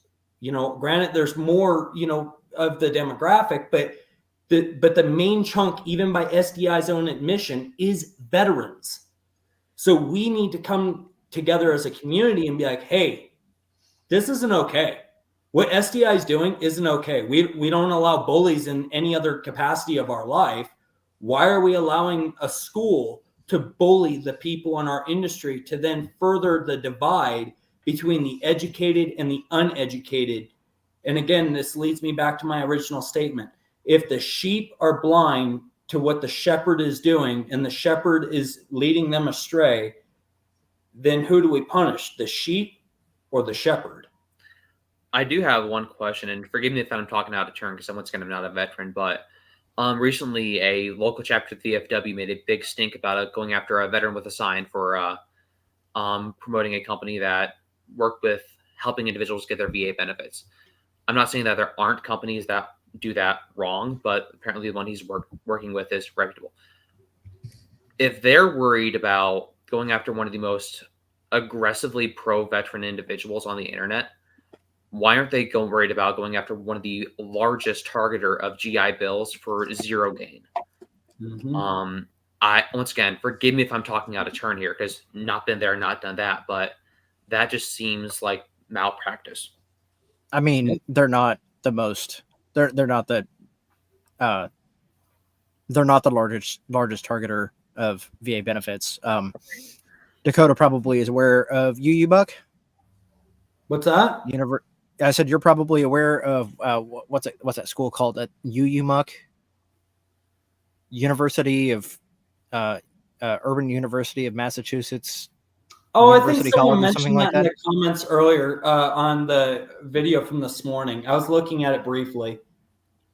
But yeah, it's not a massive. That SDI is comparatively small compared to some of the other GI Bill snipers. Gotcha. Yeah, I think University of Phoenix is probably still the biggest predator of them all. Yeah. Yeah. I mean, that is something I've seen a lot of SDI ads where they do specifically mention the GI Bill in their ad read. It's like, oh, it's perfect use for your GI Bill, perfect use for your GI Bill, right? And that's almost a little bit safer for them too, because it's harder for somebody who spends like say $20,000 of not his own money to come back after the fact, because to him it was basically free. So even if he feels gypped at the end, he'd feel very differently if he went $20,000 in debt to achieve the same meaningless piece of paper, right? Yeah, especially if he was lied to get into the course in the first place, right? So that comes back to what the guy said about what does a accountability suit look like. It probably comes down to like deceptive practices or something like that. Because I don't think we can the legal definition for fraud. Right. Yeah. So again, I'm not a lawyer. I mean, they did plagiarize work and claimed it as their own. But legally, what does that mean, though? Is there some sort of recourse for people who, again, yeah, deceptive practices would be the only one that like springs to mind because I don't know anything else. But again, I'm not a lawyer. This is not legal advice. So, well, here's what I would say, and I'm not an attorney. I've spoken to several in which who are with the Firearms Policy Coalition, and this is what they told me. It would be defrauding the United States government because they are defrauding veterans. It would be misuse of educational resources and materials because they receive FAFSA from the Financial Aid Office. If the degree means nothing upon graduation, and that is they can do essentially a poll within the industry, and the industry comes back and says, yeah, no one would honestly respect it, it means nothing, then the suit would be under the sense of essentially, I paid you for services. You either delivered inadequate services or you delivered subpar services below in which what the standard would be considered within a reasonable doubt within the industry today. So if you come to my shop and you say, hey, I want a pin and weld, and I go ahead and I super glue your device on and I hand it back to you, I'm like, nope, legal says nothing about super gluing, so you're good. Okay, well, am I punishable or are you punishable? You are. You didn't have the knowledge as the customer to know what was right or wrong because you weren't educated on the matter. So if I tell you as the expert that, hey, you're good, trust me, I'm the expert, then where's the responsibility of legal fall into place? It falls onto the professional. That's why most gunsmiths now won't even attempt trigger jobs. To find gunsmiths who will actually do legitimate trigger jobs, adjusting sears and adjusting trigger pull, all that kind of stuff, true trigger jobs, it is really hard because that's a huge liability, especially after what happened over New Mexico, I think, where the little girl was shooting that, I think it was an Uzi. And it ran up and it got the guy in the dome piece. That was negligence. That was negligence on his behalf as an instructor or range safety officer. And anyone who's ever taken that course should have automatically known that's negligence. But in this course, they weren't teaching people about how to apply for jobs, what kind of different jobs or careers are inside this industry. They didn't talk about the safeties that go into place, the taxes, all the BS paperwork, how it's always changing. What's an IOI? The first thing that everyone thinks is as soon as they get that notification when they file their FFL, hey, ATF's going to come to your house. They're oh my gosh, if they find one flaw, they're going to shut me down. No, the IOI, the people who come to your house, they are literally your advocate. That's their job. That is literally their job, is to advocate for you and not to get screw-ups. I have my IOI stop by the shop every once in a while, and you know what she does when she comes over? She files my paperwork.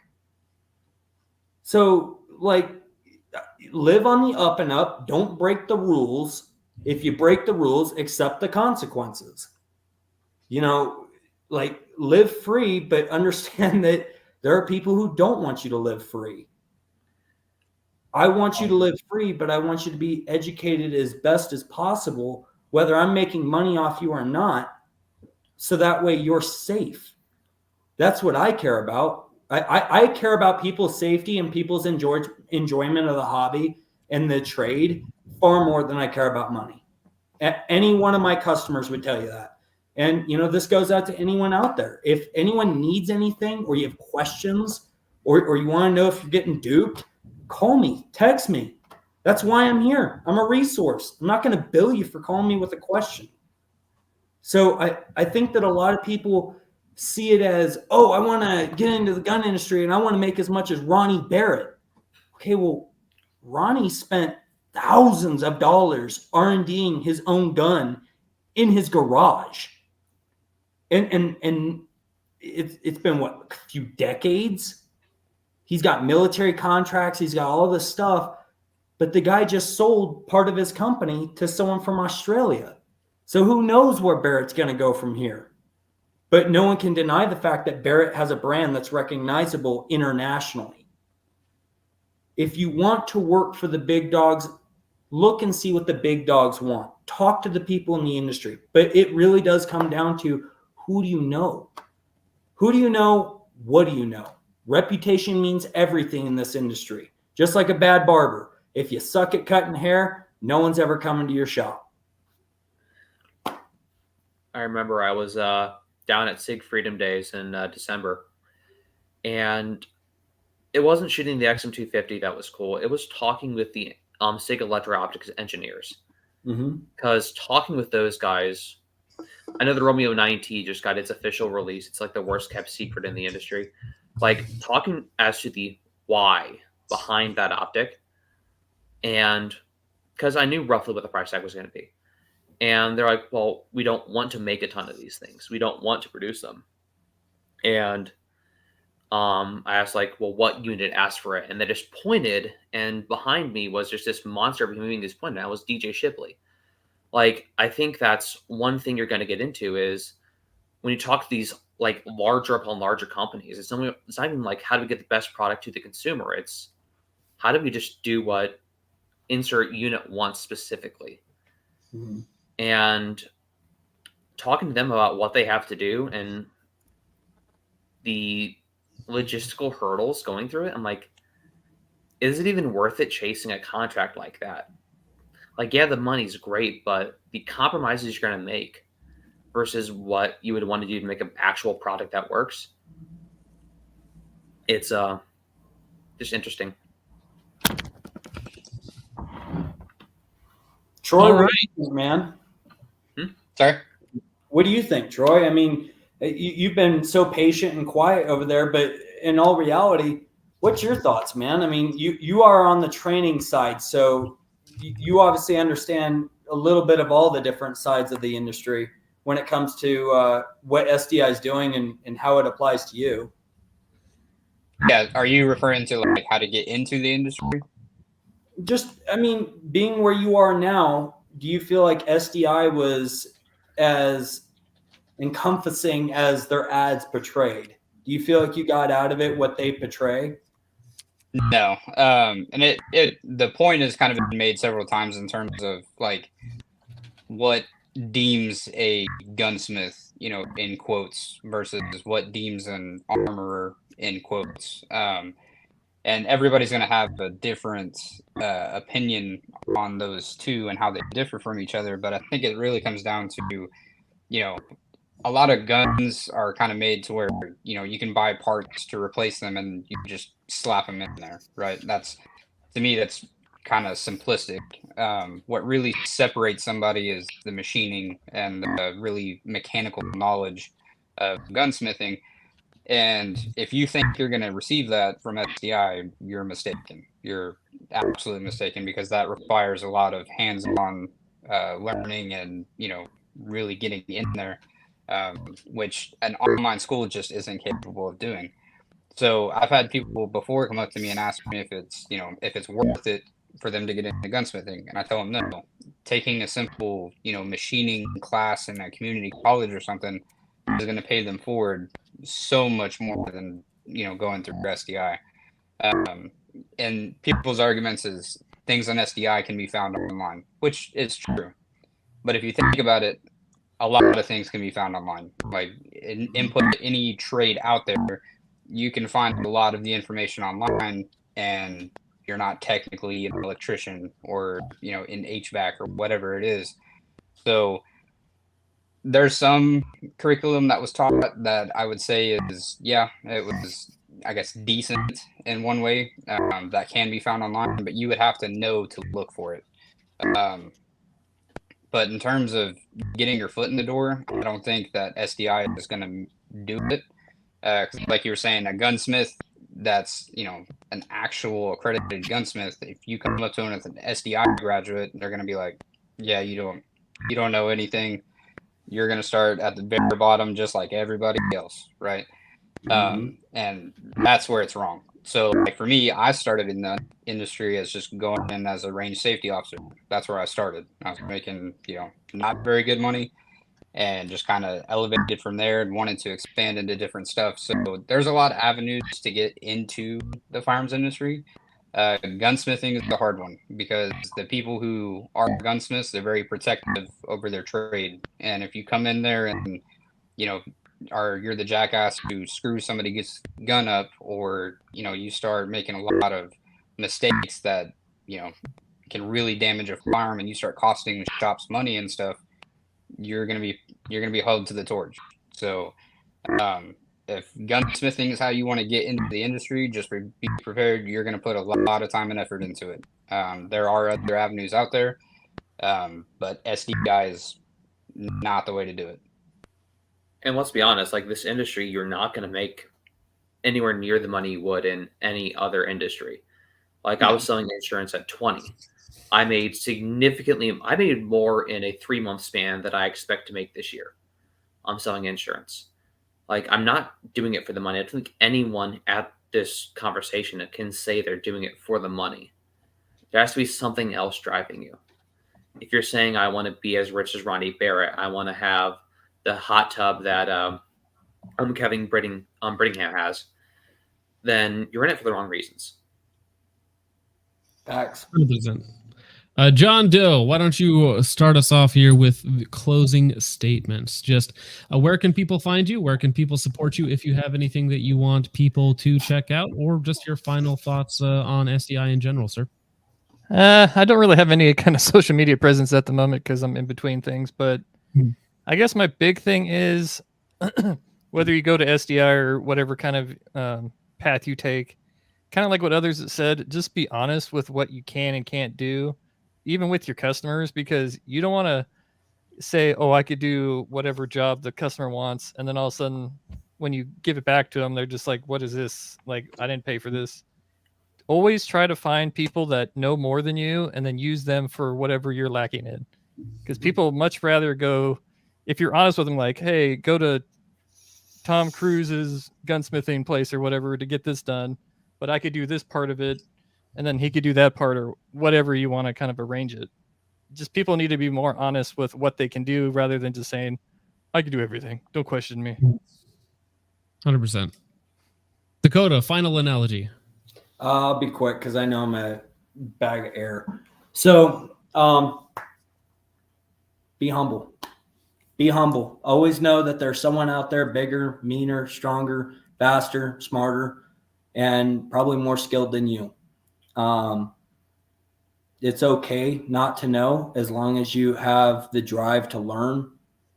And truth be told, guys, if you feel like someone's taking advantage of you, especially in the industry that you're trying to be within, don't be afraid to seek out other people's knowledge, because there are people who, like Kip Carpenter or like all the big dogs at some of these other schools, they absolutely can show you the beautiful side of this industry. And if you get to that side, I truly welcome you. Please, by all means, make yourself known. You guys can find me online at TikTok, Instagram, Facebook, and my website.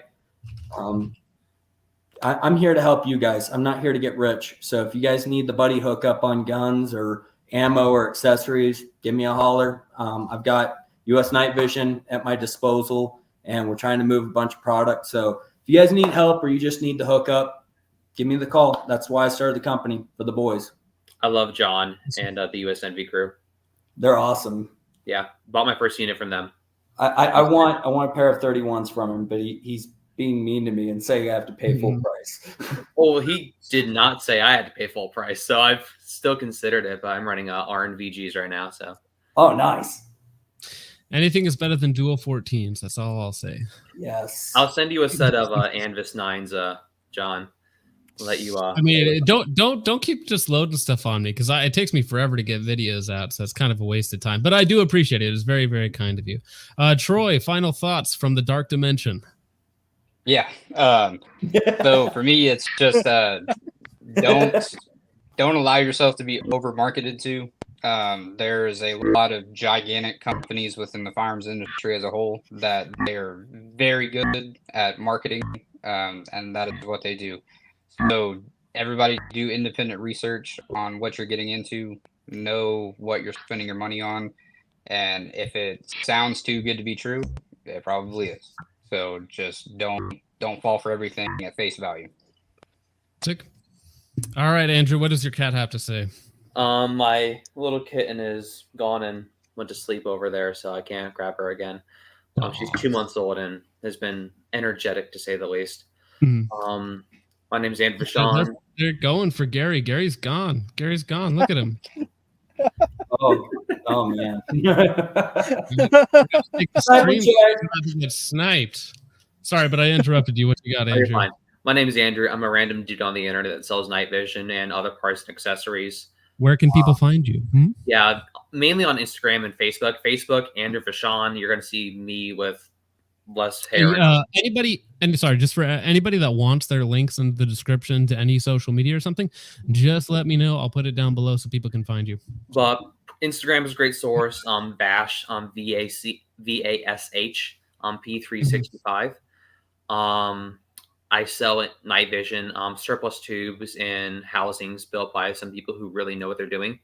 Trying to democratize night vision and really inform people what it is. One of the best experiences I've ever had is when I show a person who's never looked through a night vision device what the night sky under night vision looks like. It's just such a rewarding experience, and it makes all the endless headache of tax compliance and constant management. It makes it worth it. I'm just seeing their face. I'm like, oh my gosh, I get it.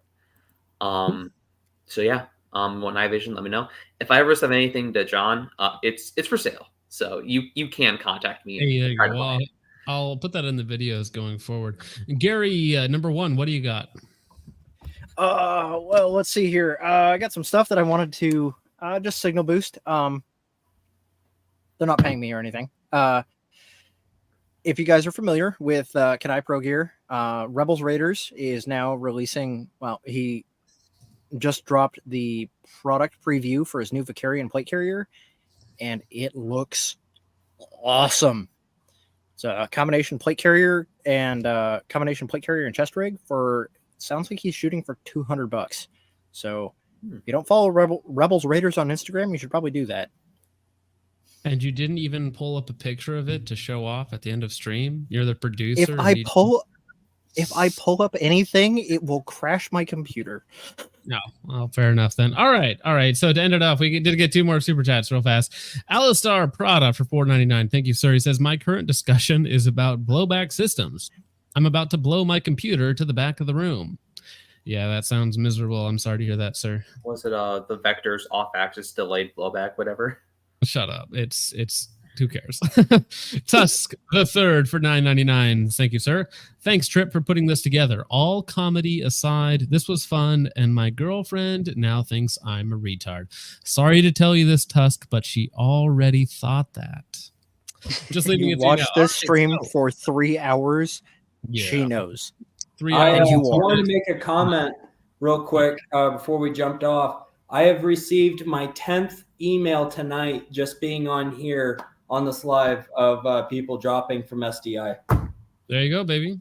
Hopefully that's saving them some money, and hopefully they don't sue me, because I'll give them Gary's phone number instead. So I was getting a weekly do you want to return emails. Right. Those are fun. And I guarantee that I think it's Brendan is no longer going to be sending me those after this. So if anything good comes of this, that's it. All right.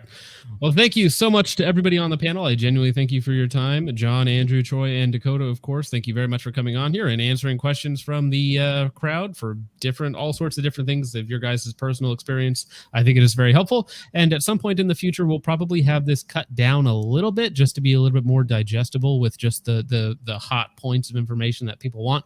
And we'll probably upload that as a separate topic. But with all of that out of the way, thank you so much for watching. I hope you all enjoyed. I will see you in the next one. Peace out. Andrew, get your kitty to send us off. But still want justice, then listen closely. SDI has left countless victims in its wake, but your suffering doesn't have to be in vain. You or your loved ones may qualify for significant retribution. Imagine turning the page on this painful chapter, knowing justice is on your side. We understand your struggle, and we're here to help every step of the way. Contact our experienced team today. We'll fight for your rights and ensure you get the compensation you deserve. Don't wait. Take action now, because when you stand up, we stand with you. Remember, it only gets worse from here if you do nothing. Visit our website or call us now Your justice, your future. Let's make it happen together.